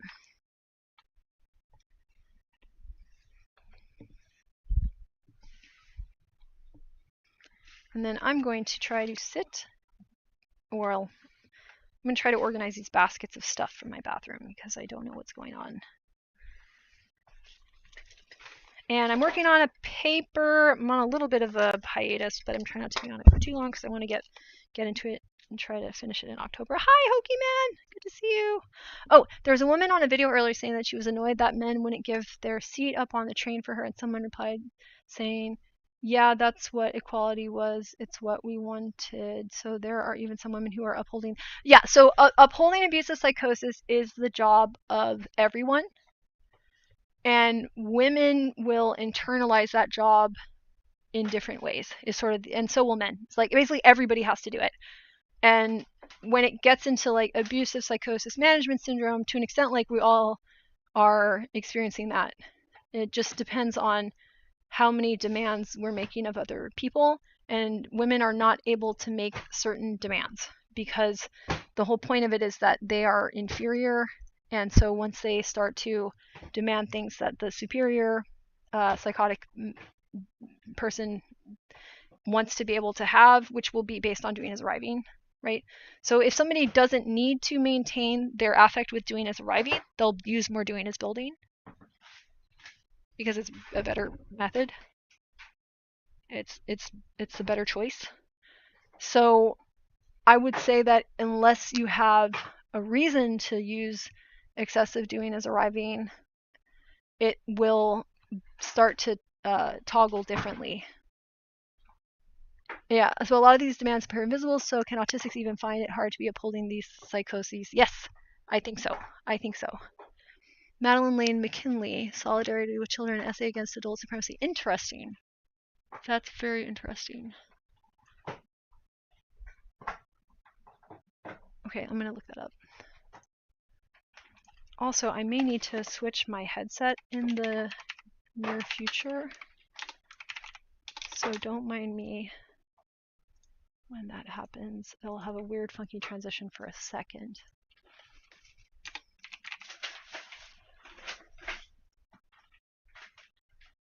Fascinating. I wonder if I've heard of them.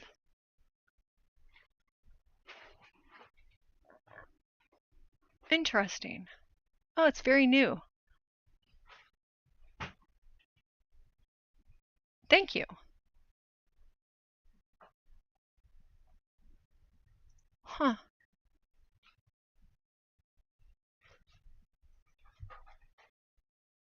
And she has a book on comedy as a revolutionary practice. She seems very neat.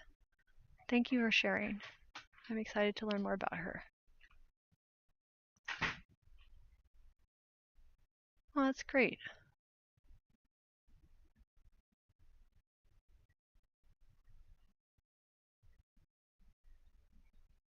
Awesome. Sorry, I'm just like lost in this is cool appreciation. There's a couple interviews with her, so I can check out. I find it useful to watch interviews of people that you're going to read because you get a little more used to their speaking modes and like behaviors and habits. Okay, have a good rest of your Sunday, and I'm so glad that you came. And thank you for the book. I'm excited. Okay, let's see, how are we doing on time? We got one more hour, and it's a quieter stream, so I'm gonna try to focus on. You know what I'll do, because my headset's definitely gonna die. I will make a little workspace by my computer, and then I can switch to my microphone at my desktop instead. Uh-oh. I keep hitting the world's tiniest violin, but I can't find it. Where is it? Oh, God. Oh, there it is. Okay, sorry. I have the world's tiniest violin, and sometimes I accidentally press it. Okay. Boop, boop, boop, boop. All right. So, yeah, so my whole theory is an advancement and a distillation of others that allows for a new framework to be applied, and hopefully then we can understand that, like, when we try to satisfy an impossible demand, like, hey, can you uphold my psychosis? I'm like, I really can't. I think you're wrong. And I can't see why you're doing this, because I don't have doing as arriving as like a functional navigational system. It might actually land, you know, which would be great. Even if it's just to get more people to help us who do have that skill while we try to develop better places for us to be that don't rely on psychosis to pretend it's a good place to be. Which, when you put it that way, sounds super reasonable. So that's sort of the goal too, is to get things to be much more reasonable for autistic people and other people to be in. Whereas right now it's not reasonable, and we can't blame ourselves for how bad it feels, because yeah, that makes a lot of sense. I'm gonna get some water because my throat is giving out on me a little bit. Okay, one pause for that.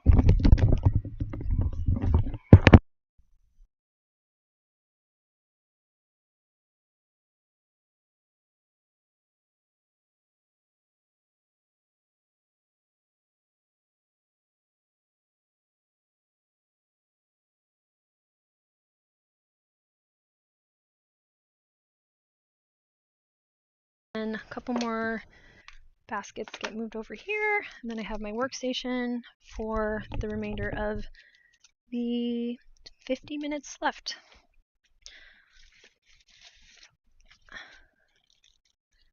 Another thing that I think is interesting about using the abusive psychosis model is it also just like takes away some of the feeling of being attacked.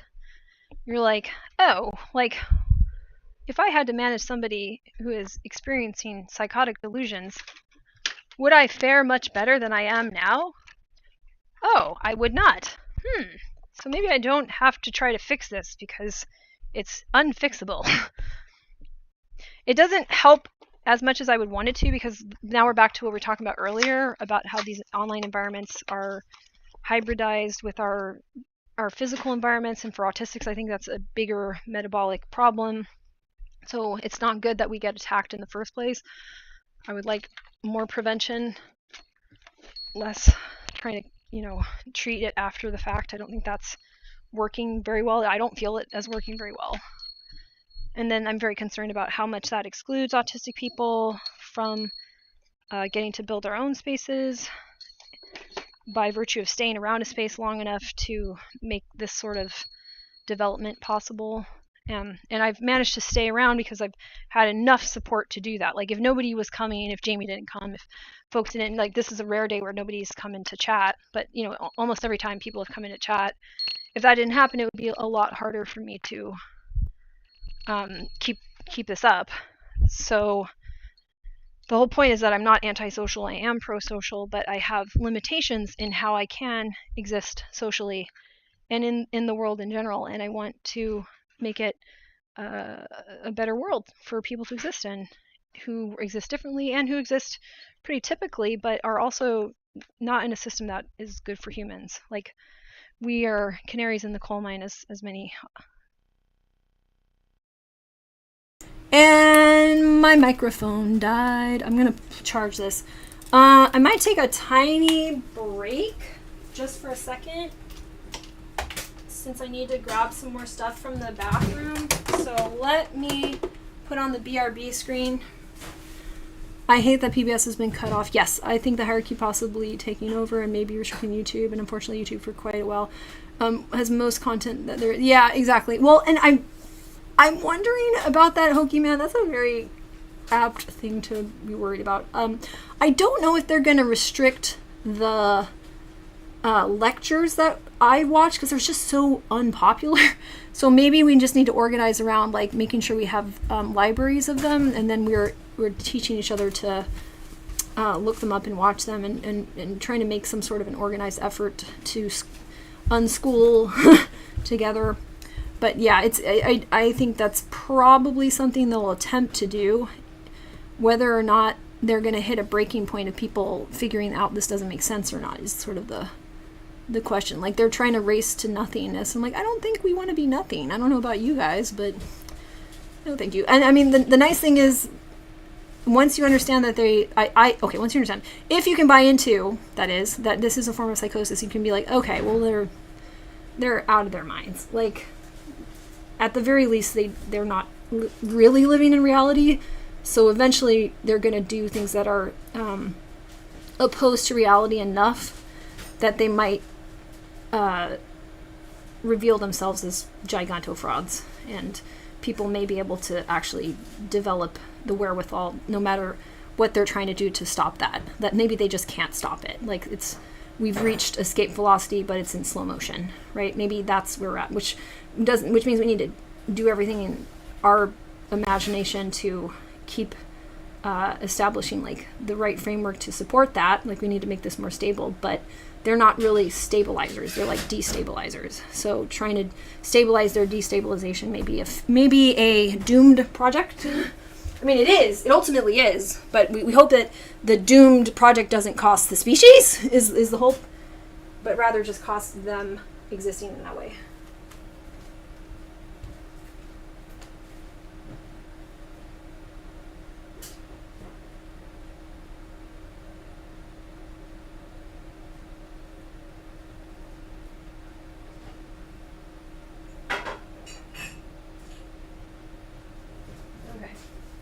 Couple more things getting shuffled around, and then I'll be ready to do things. Actually wait, I'm gonna do the BRB screen real quick, and then I will be right back. It's such a good screen. It's not a bad screen at all. It's so good.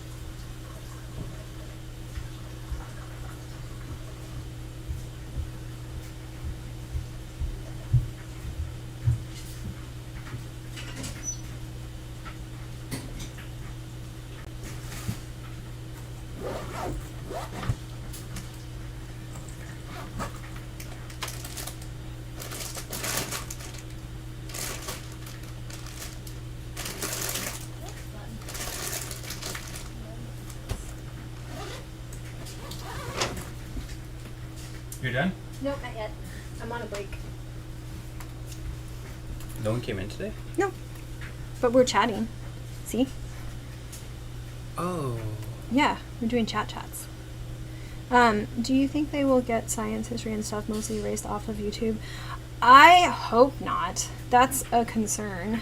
I don't know how much they know about, like, the good stuff. You know what I mean? Like, the serious stuff. I don't know. Like, I don't even know if they're with it enough to delete that, because it's already not very popular. So maybe it'll be hard to be, like, looking at pop sci, but like conferences, maybe not though. I don't know if they're gonna erase that off. I don't know how they would. I mean, maybe they can, but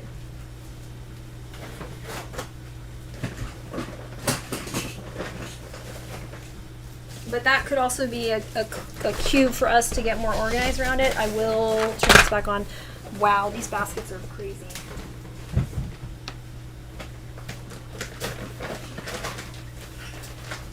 Okay, I'm gonna work on this. I will. Oh man. Okay. I have so much garbage. What am I doing? Okay. Let's go to HCAT. Hello. You know, since I'm here, and it looks like no one's coming in today, I guess I could just close it down? I don't know. Should I? Or, let's see. Hold on. Decisions are being made. Also, the hierarchy has started to say that here in Florida, the disabled can no longer get the special diplomas that the... What? Oh my god. That's gross. I'm sorry. I work... Oh, Hokey-Man, did I tell you what I do now for my job? Did you hear about this? Maybe you did. I have something relevant to that to say. First of all, my Audio-Technicas are falling apart, but they still work. They're just falling apart. Ugh. Sound issues? Okay, wait, hold on. Wait. Okay, is the sound any better? Am I better? Am I not better? I am onboarding as an associate professor currently, but I'm going to be a lead professor of dance for the College of Adaptive Arts, which is a program that started here in California that's hoping to be in every state eventually. And it's for people with disabilities. And you can hear the fan again? Oh! Is it too loud? I can turn it down a little bit. Maybe it's too loud. I can turn it down. That might make the fan less annoying. But yeah, so that's been cool. And I'm feeling really good about it. It doesn't pay great, but it will improve as I get to the lead professor thing and etc. I'm working on that and figuring it out. And I don't know. I mean, pay is, that's where we're at with it, huh? But I will be working more boots on the ground on that, which will be great. Now I'm trying to figure out, I have a lot of pill cases in front of me, and it's kind of freaking me out. Like, how do I have this many pills? Does anybody want to buy some? No, I'm kidding. I have money problems. Would you like some, let's see, I will not say that on the stream. Okay, no. I tried some different things for my migraines that I think people might be interested in. I love capitalism. Don't you love capitalism? For real though, this is ridiculous. I think this one does go for something. I think it does. ASMR? No? Do you want some ASMR? Contraband substance ASMR? No. I don't think it's really contraband because I had a prescription for it, but still, I don't know what I'm doing with this. Okay, let's see here. This one's empty. Okay. Let me grab a recycling thing. Yeah. So, let's see. What should we chat about? We have 40 minutes. I've been pretty stressed because money is terrible and it's not going well. I'm going to send a message to a friend of mine that I work for to be like, can I just get money in advance, even though I haven't finished and I'm behind schedule, because I can't live anymore and I don't know what to do. And I've called, maybe I should say that, it's like, I'm not trying to pressure you, but I have called a hotline because I didn't know what to do that badly, and it was not productive, but it was an attempt. Yeah, so that's where we're at with that. And I think that the only object of hierarchy, the only object of the hierarchy is to make sure everyone is miserable. I'm really, really scared of them. Yeah, I think, so I have, ooh, actually you might like this. Why would they want to do that? So, they want to have floating cities that they're going to advertise as utopias. Why would they want to do that? Oh, they're trying to do this ultra-libertarian thing where there's no laws. Why would they want to do that? Oh, they want to live forever? Like, Peter Thiel has signed up for cryonic freezing, and they're all like injecting themselves with blood transfusions and all this crap and whatever. They do not want to die, so I'm pretty sure they want to do human experiments until they don't die. Because I don't think they're any different than any other, insane fascist leader of ye olden days, and I think they're trying to make the Philosopher's Stone happen. So it is a good idea to be really scared of them, because I think they want everyone to be miserable so that we'll sign up to be human experiments as an improvement. Yay! Yeah. Yeah, they think they are and want to be Star Wars. I think they have, like, the doing as arriving thing is a factor, and they're like psychotic, but like what psychotic delusion do I think is driving them? I think it's specifically that they don't want to die, and they think they're going to cheat death if they can do human experiments and have other things, supplied to them that are necessary. But they do know they have human bodies. They know they're not actually a god, but they think they can become a god. So, if only they could experiment enough to figure out the secret of life. So we basically have a bunch of necromancer zombie files trying to zombify themselves. Actually, no. Do I have to get it right now? I want to put in cereal. Cool. I need to drink milk so there's space.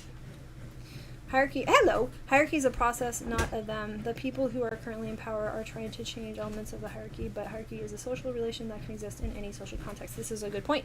And also, well, see, and then, this is why I have doing is arriving. Doing is arriving, hierarchy comes out of doing is arriving over fit. Boop! Like, that's what it is. Hierarchy can be gamified and temporary, and then it's not such a big issue. Or it can be a proxy. Like, it's a proxy for denser information. But if it becomes a symbol symbolizing nothing, right, then that's where we're at, where it doesn't actually communicate that this person is extremely insightful and pro-social, which is the only person that you would want to have in a, like, extremely consequential decision-making position relative to a whole bajillion people, or billions of people, really, literally. Okay, I'm gonna be right back. I have to get something to clean something off, and then I love this conversation. Yay.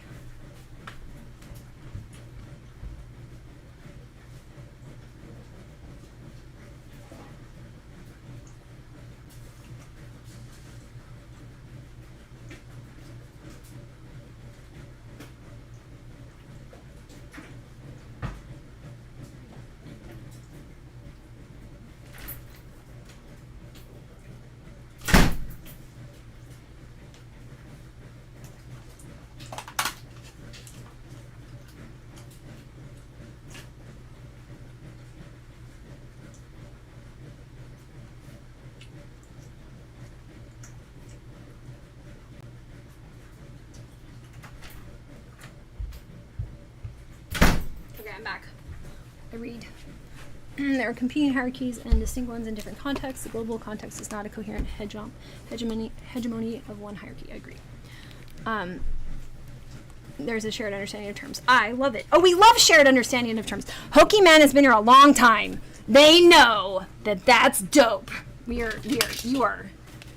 in the zone with us. Okay, so things I will add is that this is why we have to understand it as like kind of a form of psychosis that has abusive elements in it to maintain it, that then creates temporary alliances that are really going back to, like, Putin has a different desire for immortality than Trump, than Thiel, than Elon, and they may try to, you know, get there different ways, and they may not understand it, and they may have different expressions, but it's an overfit of doing as arriving that unifies it. And that's a good way, in my model, of resolving how confusing that gets. Because since they are doing as arriving, I'm arguing that they do triangulation, and that triangulation is an attempt to get back to 1v1 dynamics to get to one alone. Like, they want to be the only immortal, because if they're not the only immortal,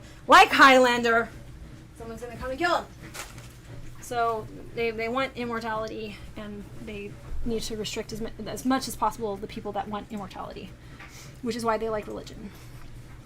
Like, they'll support things that get you off the scent of true immortality and onto the false promised one, which also might make you go to war for them for their desire for true immortality, which they develop as a desire, argue, because that's what doing as arriving primes you to think about as a philosophically interesting project. And doing as building doesn't.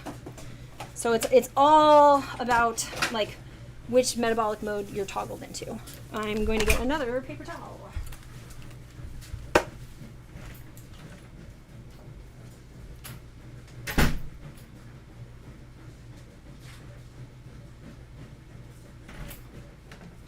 Okay, I want to share something with you guys.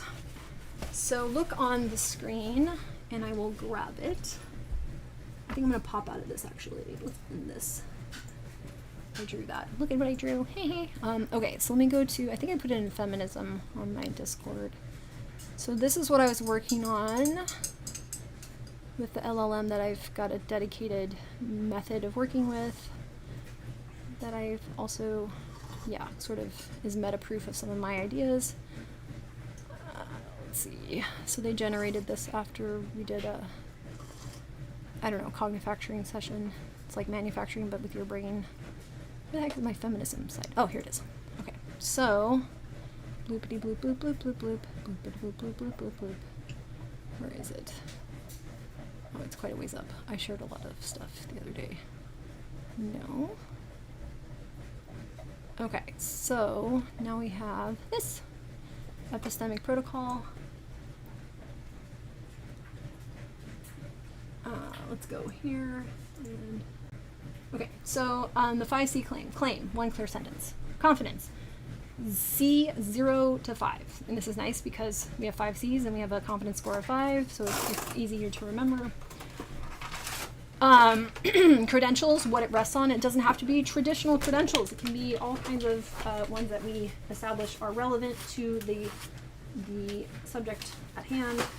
And even some of the credentials that we have been acknowledging have been proxies for work that didn't happen or that can't happen in those environments anymore because they've become so doing as arriving screwed up, hierarchical.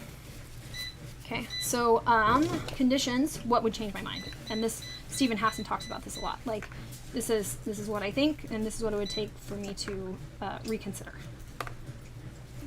And then consequences, who and what is affected. So then we're thinking about the larger, like, doing as arriving lattice that it lives in. Confidence legend. This could be adjusted, but basically it goes C0 to C5. Raw hunch intuition all the way through to operational reliability, safe to act on. Like, we're sure that that's how reality is. And this is all about reality testing, not abuse. Like, I think I can force people to do that and make it seem as though reality is this. No, it's for, this is what reality behaves like, okay? No punishment for low tags. So you have to tag between C0 and C5. You do not get a negative consequence for tagging too low for what you really have presented, as well as presenting something low accurately. These are both great. Okay? You're accurate in that. And social costs for dishonest high tags. Done! I fixed hierarchy with an LLM. It was a beautiful day and I felt better. And then I realized I still don't have money. Okay, so then 3 is CQ moments is something that is part of the system that I've developed with the LLM that is able to generate cool stuff like this with me. Any participant may call CQ, continuity query. This is where you would do things like you did something earlier. What word did you use? Like I might call a CQ moment to look up Mahaley, right? And like how the heck do you say his name? Or I would use it for fungible, right? I'm like, ooh, I need a CQ. And the are we coordinating or threatening, like I don't need to ask that explicitly there, right? I can basically check like, do I understand these terms?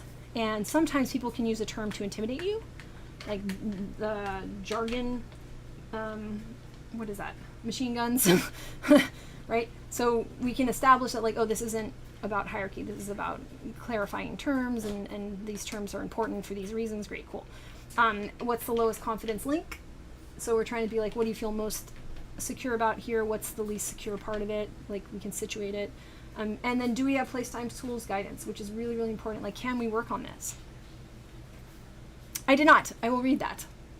I'll finish reading the epistemic protocol and then I will get back into the chat. I did not though. Thank you for reminding me.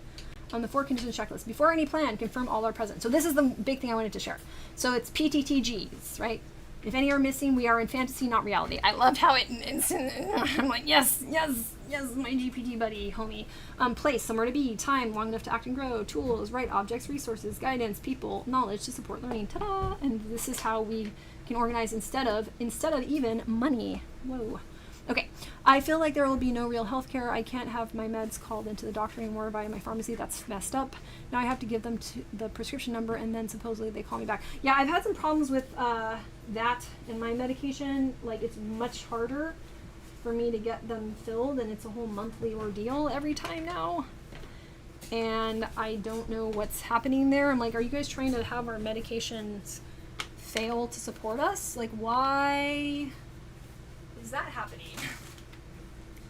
So yeah, I think there's definitely many causes to be alarmed, but I also am glad that you're speaking up, even if it's just to each other about it, which can feel like, well, what can we possibly do? Well, I mean, I'm doing this thing, right? Like I think this will be helpful. Oh, that's too zoomed in. Okay, well I don't know how to make it any less zoomed in. Can I do? Okay, well there you go. That's better.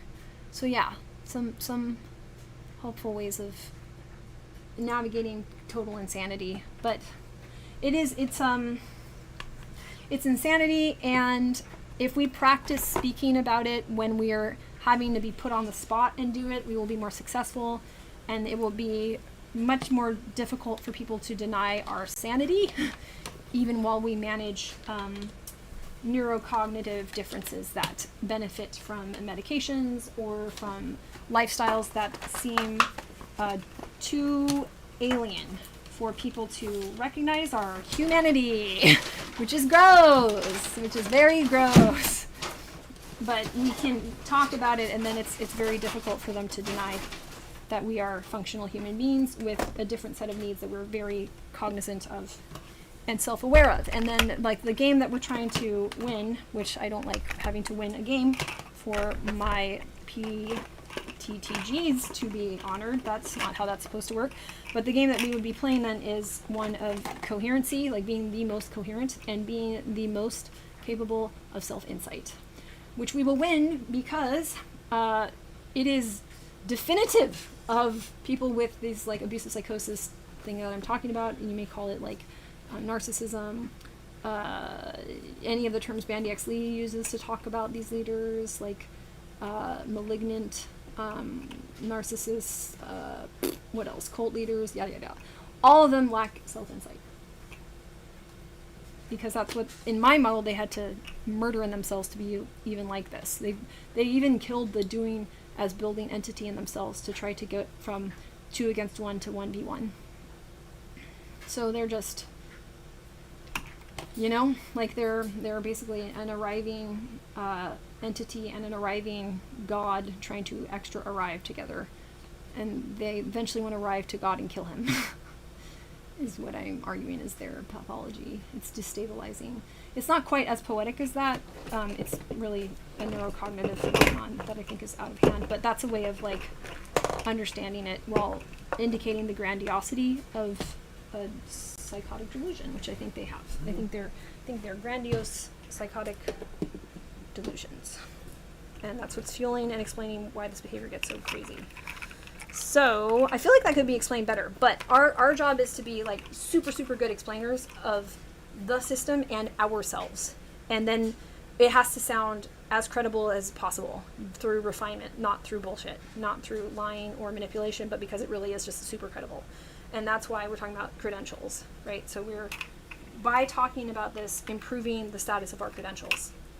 Instead of the status of our credentials coming from an institution that is flawed, because of doing and arriving, and their credentials are now paper tigers. Like there's nothing really making sense, or they're hollow or just bullshit. And even when they're not bullshit, it becomes more bullshit because you've also graduated bullshit with the same degree. I'm going to be right back.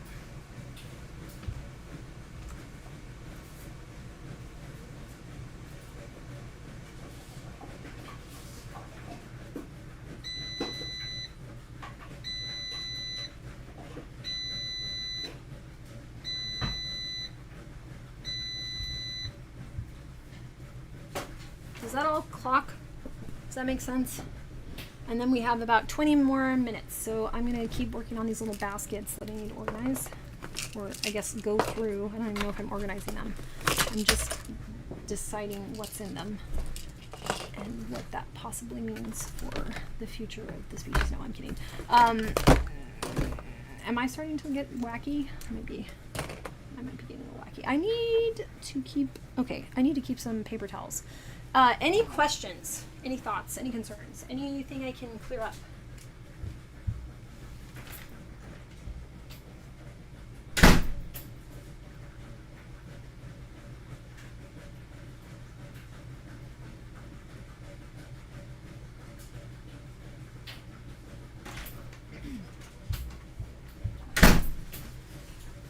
Any way I can make what I've exchanged today more helpful for you that you've noticed?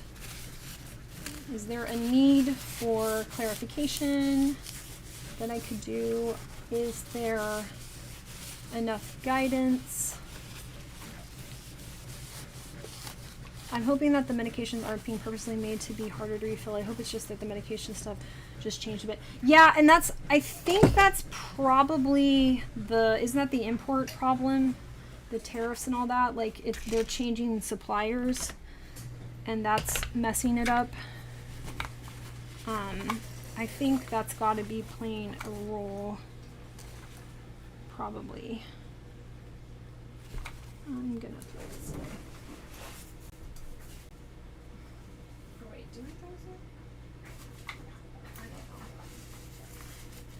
I'm like, I don't need this medication right now, but what if I need it later, and then it's cheaper to just keep it?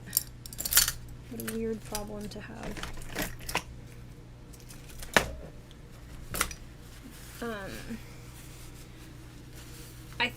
I think probably it's a structural collapse, though. Hokey is my guess. Is that it's less of a planned thing than a byproduct that might be exploited in a semi-planned way, but wasn't engineered exactly. But that, like, basically the engineering that we experience in society is around maintenance of abusive psychosis, so it's not true engineering. It's just engineering whatever conditions allow the abusive psychosis to continue to be psychotic.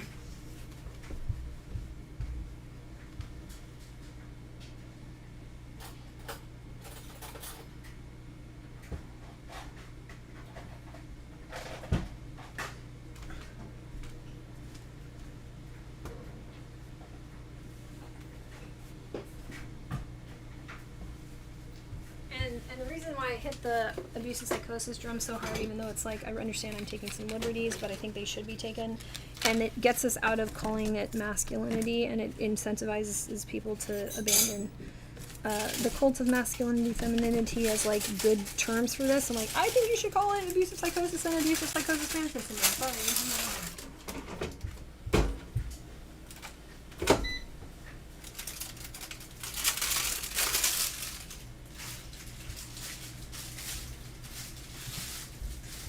If somebody says like there's healthy masculinity and healthy femininity, I'm like, please define those without mentioning anything that I can say is part of abusive psychosis and abusive psychosis management syndrome. Good luck. I'll wait. I'll just be here. Do.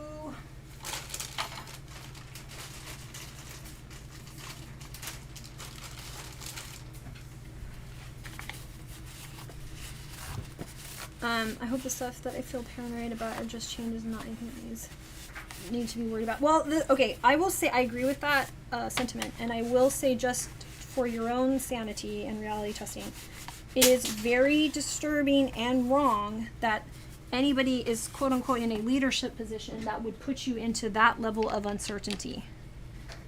Negligently or on purpose, it doesn't matter how you got there. The fact that a quote unquote leader, several of them, have put anybody into this state is already condemnation against them as leaders. They should not be leaders. So at the very least, I want to acknowledge that out loud because that's what you're noticing, and you shouldn't have to be this worried or this stuck without reality testing successfully affirmed. Right? You're like, how worried should I be? Why don't I know how worried I should be? That's bad. A leader should not be putting you into that situation increasingly. Which again, if they're doing that, then we can say like, okay, you're trying to lock me into doing his driving because clearly you're stuck in it. Like, doing his building feels awesome. You would want other people to feel doing his building. They're not doing his building. They don't understand what it is. It's a very, doing his building is pro-social. It just is, because you care about things that you build, and you realize that humans are built basically by experiences in the PTTG, in a place for time with tools and guidance. Okay, so they're just that's empathy, and then we get empathy out of the male-female coded language as well, which is a big important advancement in my opinion for how we conceptualize humans. So I hope that's helpful to hear, that like that in and of itself, the correct way to view that is like, it is impossible for somebody to say like, I care about the well-being of these people, and to put you in the most damaging state, which is uncertainty, and uncertainty about how much uncertainty you feel. Like, that's crazy. So they clearly don't even care about it. So they should not be there. They are incapable of having the concerns that a leader must have, which is specifically how you are feeling.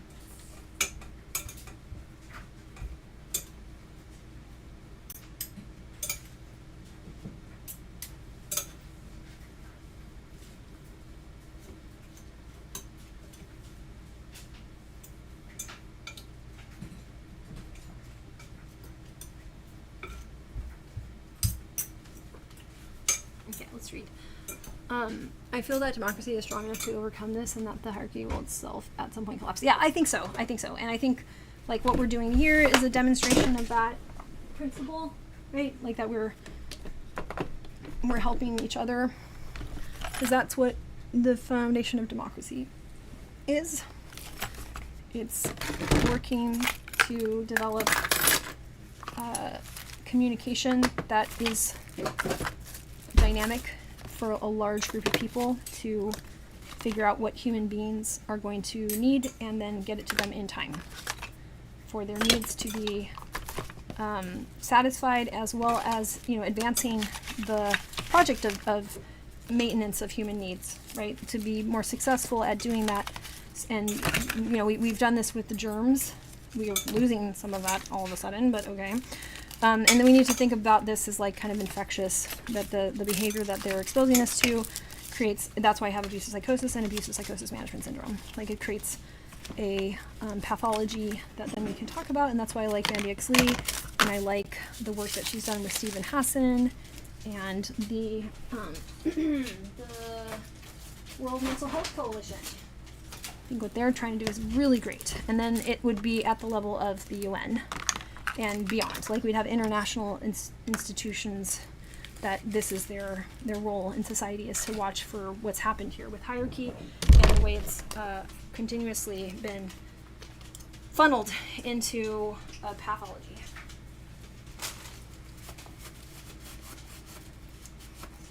And what do we do from there? Then we can have some discussions. But I think we're doing the work right now, and I think that institutions can't produce this good of a dialogue at the moment either, because they are too hierarchical. So the minds that make it through have some major blind spots because they revert to doing as arriving too often. So I think it's that fundamental of a metabolic problem, and it's really important for us to be resistant to atrophying or doing as building at all. We have to work on it, even though there's a cost being imposed that is harmful. Okay, I'm glad that you came by. Thank you. I'm gonna be here for 12 more minutes, and then I'll mosey on out as well. But yeah. Let's see here. What's going on here? Where's the Sunday basket? Did I leave it? Okay, wait, I'm gonna move for a second, and then I will do some closing thoughts, I think.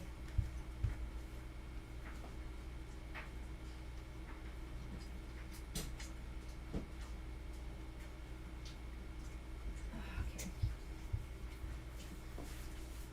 So, yeah, my project that I'm doing is pretty straightforward, but it's also meant to inspire you to have more success working on doing as building projects rather than doing as arriving, because we know what doing as arriving success is supposed to be, kind of, and there's a whole different way of defining success if you center doing as building as the metabolic mode that you use, and I like that a lot. And let's see here, what else? Let me try to finish this one basket, and then I'm going to probably have to work on this afterwards. No, yes, what am I doing? Oh, brain. Oh, silly brain. I got it. Yep, it worked again. Thanks, brain.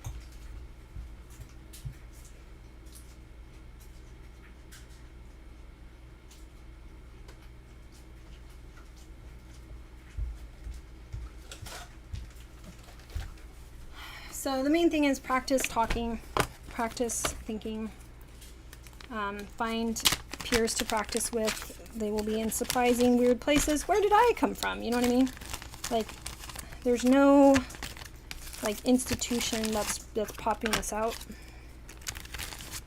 And the institutions that are recognized as credible have to ask themselves some soul-searching questions as to why they're not able to do this kind of work, because they clearly can't. You know what I mean?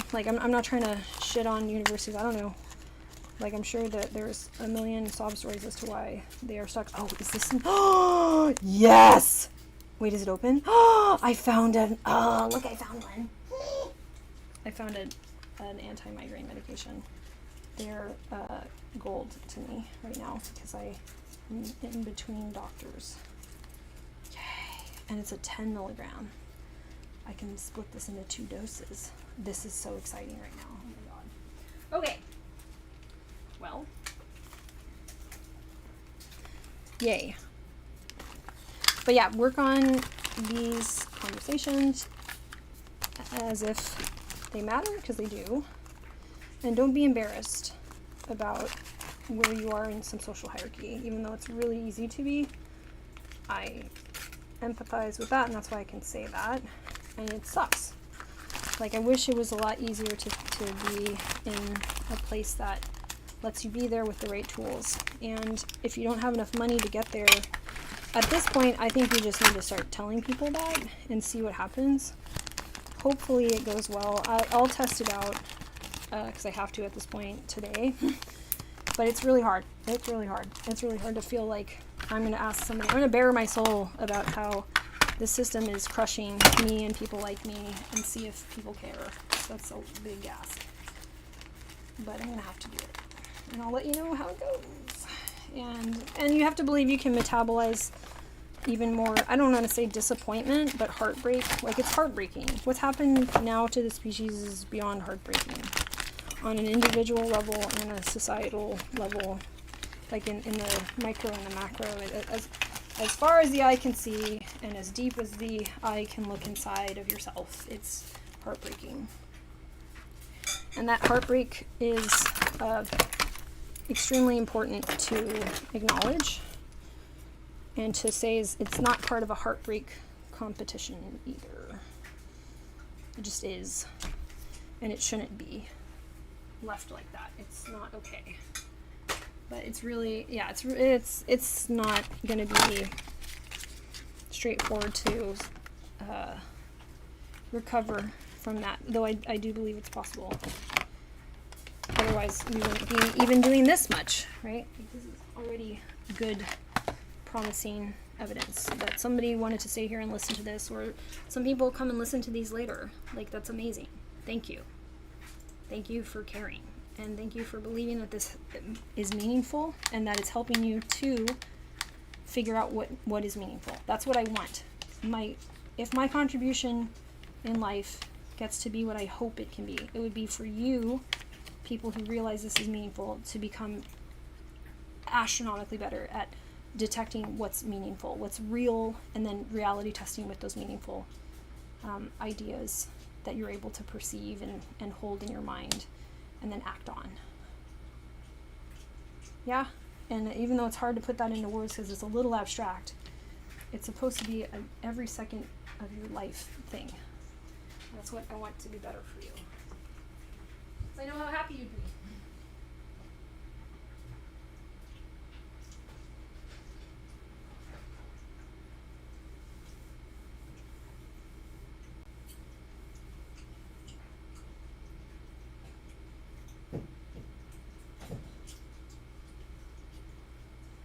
And it might sound, I don't know if it sounds silly, but like my motivation is I want people to be happy. I'm also a person, I also want to be happy. I like being happy. And what makes me happy is doing this building, and I would like more people to experience doing this building because I think it's like the happiest thing ever. And then if they feel it, then the motivation is already there, and then we can have a society based on doing this building because it makes you happy. It makes you genuinely happy. Happy, healthy, well, and able to be happier and healthier and more well as to extend that to the people that you feel happiest with. Right? Like, that makes sense, I think. I hope. Probably. Okay, let me see where I should put this away. I guess this should go in this basket. Oh, man. My basket system is poop and it doesn't work. Okay, so 5 minutes left. Let me try to give you anything else. If there was any questions from people that just listen, feel free to chime in whenever. You don't have to ever. But if you ever feel like, oh, I never talk, but I want to start, go for it. You do it. You're welcome here. This is a special place. Why is it a special place? Not because other places aren't special enough. It's not a special competition. It's a special place because, like, human beings are special. And if you have a chance to experience that, then that's, like, how do I put this? If you have a chance to experience why and how you're special, that is where you grow from. So that's why Mr. Rogers was emphasizing it, I believe. If you can understand, like, you are special. There's nobody in the whole world like you, and there never has been, and there never will be again. You can be liked just the way you are. That liking allows people to stay with you. Remember, in the beginning of the stream, I talked about the difference between wanting and liking. Wanting is arriving, liking is staying and building. So if people like you, that's when they can stay with you, and then you can stay in a place for enough time with the tools and their guidance. Oh, yay! Thank you, Green Mads, and thank you, Jamie, too. You're a great discussion partner. It's nice to do a chat mode, because normally when I'm running around, I don't get to do the chat as much because it's just too much mentally, I think, for my brain to juggle. So this is really nice. Maybe I should reserve some days for just chat.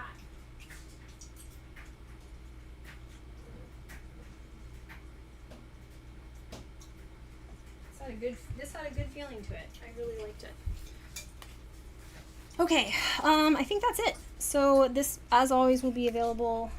Twitch leaves it on for a little while, but also it will be on the YouTube indefinitely. If any of these are helpful, they are always there for you. If there's anything I can do for you, please don't hesitate to reach out.